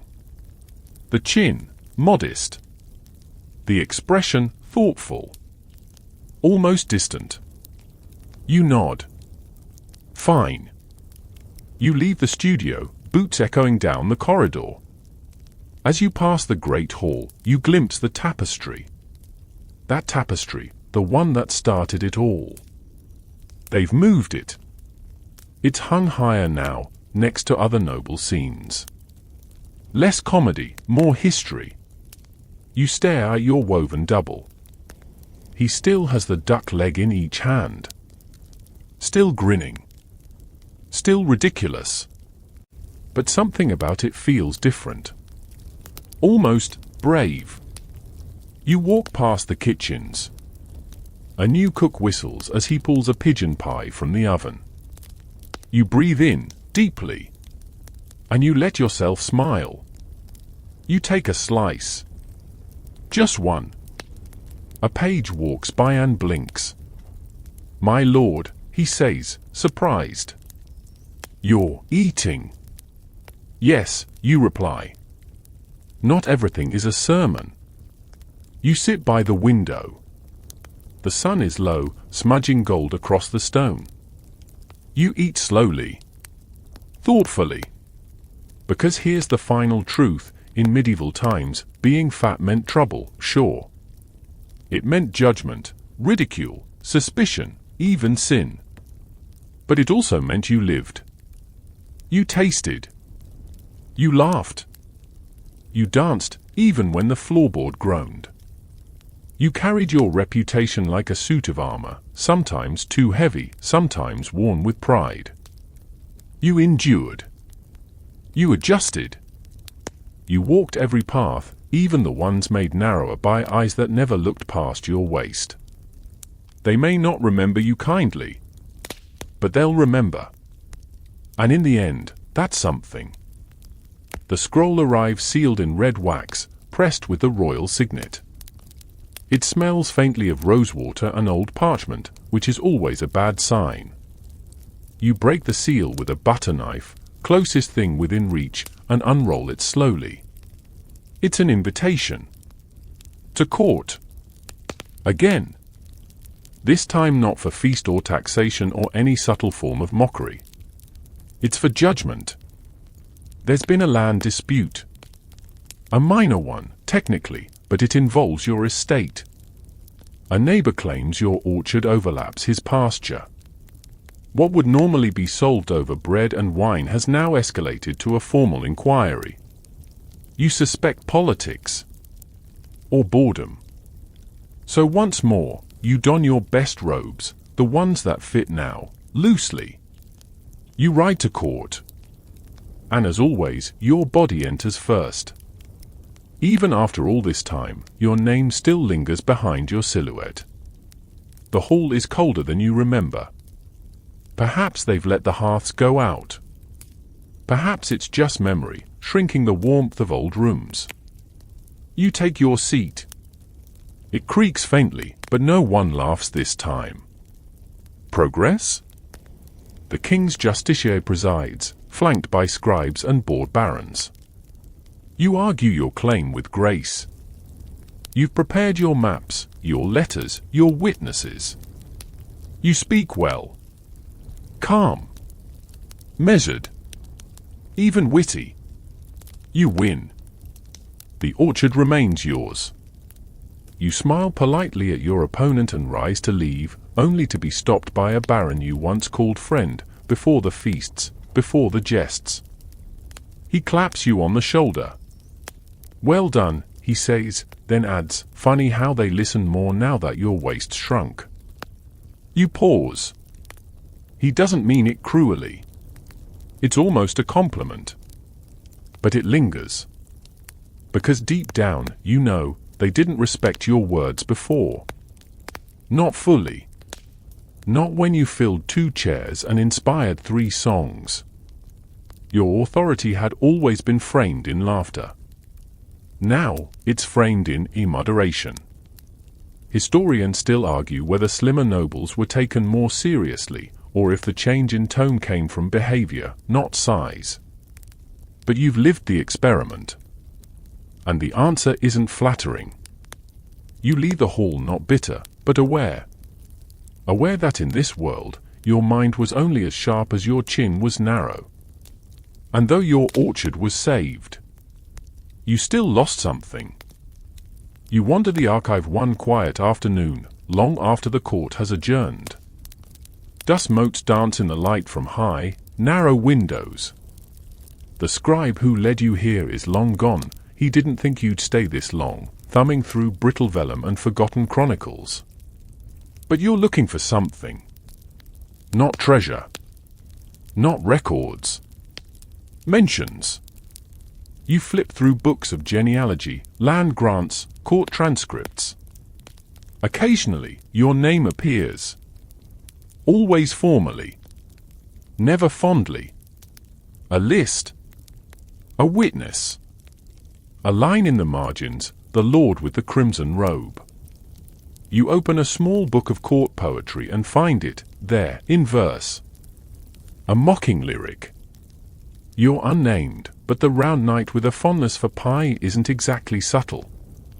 You close the book gently, because now you know. Your legacy, however minor, however footnoted, is not yours alone. Here's the truth no one tells you about history: it has a sense of humor. A cruel one, sometimes. And in that humor, people like you get flattened into jest. Shorthand. Symbol. You search deeper. And then, tucked into the binding of a weathered journal, you find something unexpected. A letter. Folded. Unsealed. It's from a lady, possibly a nun, writing to her cousin about the Feast of St. Jude. She mentions you. Not your girth. Not your gait. Not your plate. But your kindness. Lord A brought figs for the poor, despite being mocked that very morning. I've never seen a man blush so deeply while offering so small a gift. You hold the letter like it might disappear. Like it might turn to smoke. And for the first time in years, you don't feel like a walking metaphor. You feel like someone who was seen. Quirky note: hidden in many medieval texts are marginalia, tiny, personal notes scribbled by bored monks or scholars. Some are jokes. Some are doodles. But occasionally, someone writes something real. This man was good. She laughed beautifully. He prayed for others more than for himself. You leave the archive in silence. Not lighter, but lifted. Because in medieval times, a fat man's story was rarely told truthfully. But sometimes, just sometimes, it was remembered kindly. They unveil the statue at midday. The whole town gathers, nobles, clergy, merchants, even the fishmonger who once called you Lord Pudding. Children clamber onto barrels for a better view. The mayor clears his throat, a scroll trembling slightly in his hand. And then, with a dramatic tug, the cloth falls away. There you are. In stone. Your likeness carved larger than life, set into the outer wall of the newly finished granary you helped fund last year after the harvest failed. It's meant to honor your generosity, your stewardship, your legacy. And yet, the sculptor didn't pull any punches. Your figure is round. Not subtly. Your robes gather beneath your belly. The folds are detailed. Your face is soft, double-chinned, caught mid-smile. In your stone hand, a sheaf of wheat. In the other, a ledger. You don't know whether to laugh or die a little on the spot. A woman near the front claps slowly. A few others follow. Some children snicker. You catch the whisper, unmistakable: he fed the poor, but couldn't skip second breakfast. And here's the strange thing. You don't mind. Not entirely. Because for once, they didn't erase you. They didn't thin you out, clean you up, or dress you like a martyr. They carved you. The you who sweated through council meetings. Who paid for flour when no one else would. Who showed up. Who stayed. Historians might someday see this statue and write a caption that misses the point entirely: representation of a medieval merchant lord in period garb, but right now, in this square, in this light, it is what it is. A man. Whole. Respected. Remembered. Quirky detail to savor: in some surviving medieval churches, you'll find effigies of donors carved into corners or columns, faces softened by time, bellies intact, hands forever offering loaves or scrolls. Not saints. Not knights. Just people. People who helped. People who were known. You sit quietly as the crowd disperses. One old farmer bows slightly as he passes. And for the first time in a long time, you feel nothing pressing against your chest. Not shame. Not hunger. Not weight.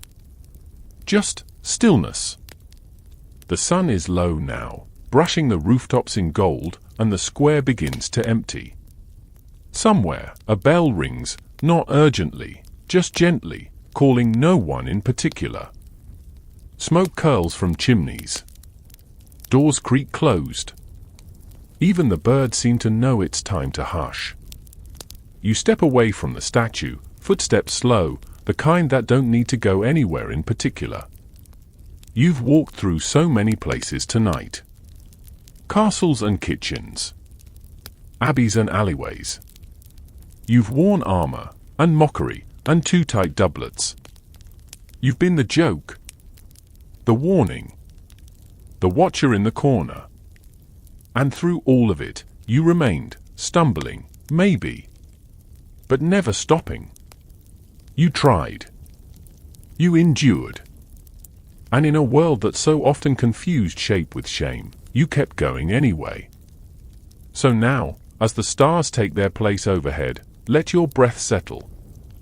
Let the weight of the world, and of others' words, fall softly from your shoulders. Because you are not made of jest. You are not made of sin. You are not a symbol carved for someone else's story. You are human. Full of flaws, full of warmth, full of life. And in the stillness of this night, you are more than your past. More than their laughter. More than the feast, the fast, the whispered names. You are not the hunger you felt, or the chair that creaked, or the door that didn't quite open wide enough. You are here. You are remembered. And you are enough. So close your eyes now. Let the day fade behind you like smoke rising from a candle just snuffed. Let the softness of the pillow cradle the years. Let every breath pull you deeper into peace. No more masks. No more mirrors. No more walking. Just rest. Sleep well, friend. Sleep deeply. Sleep free.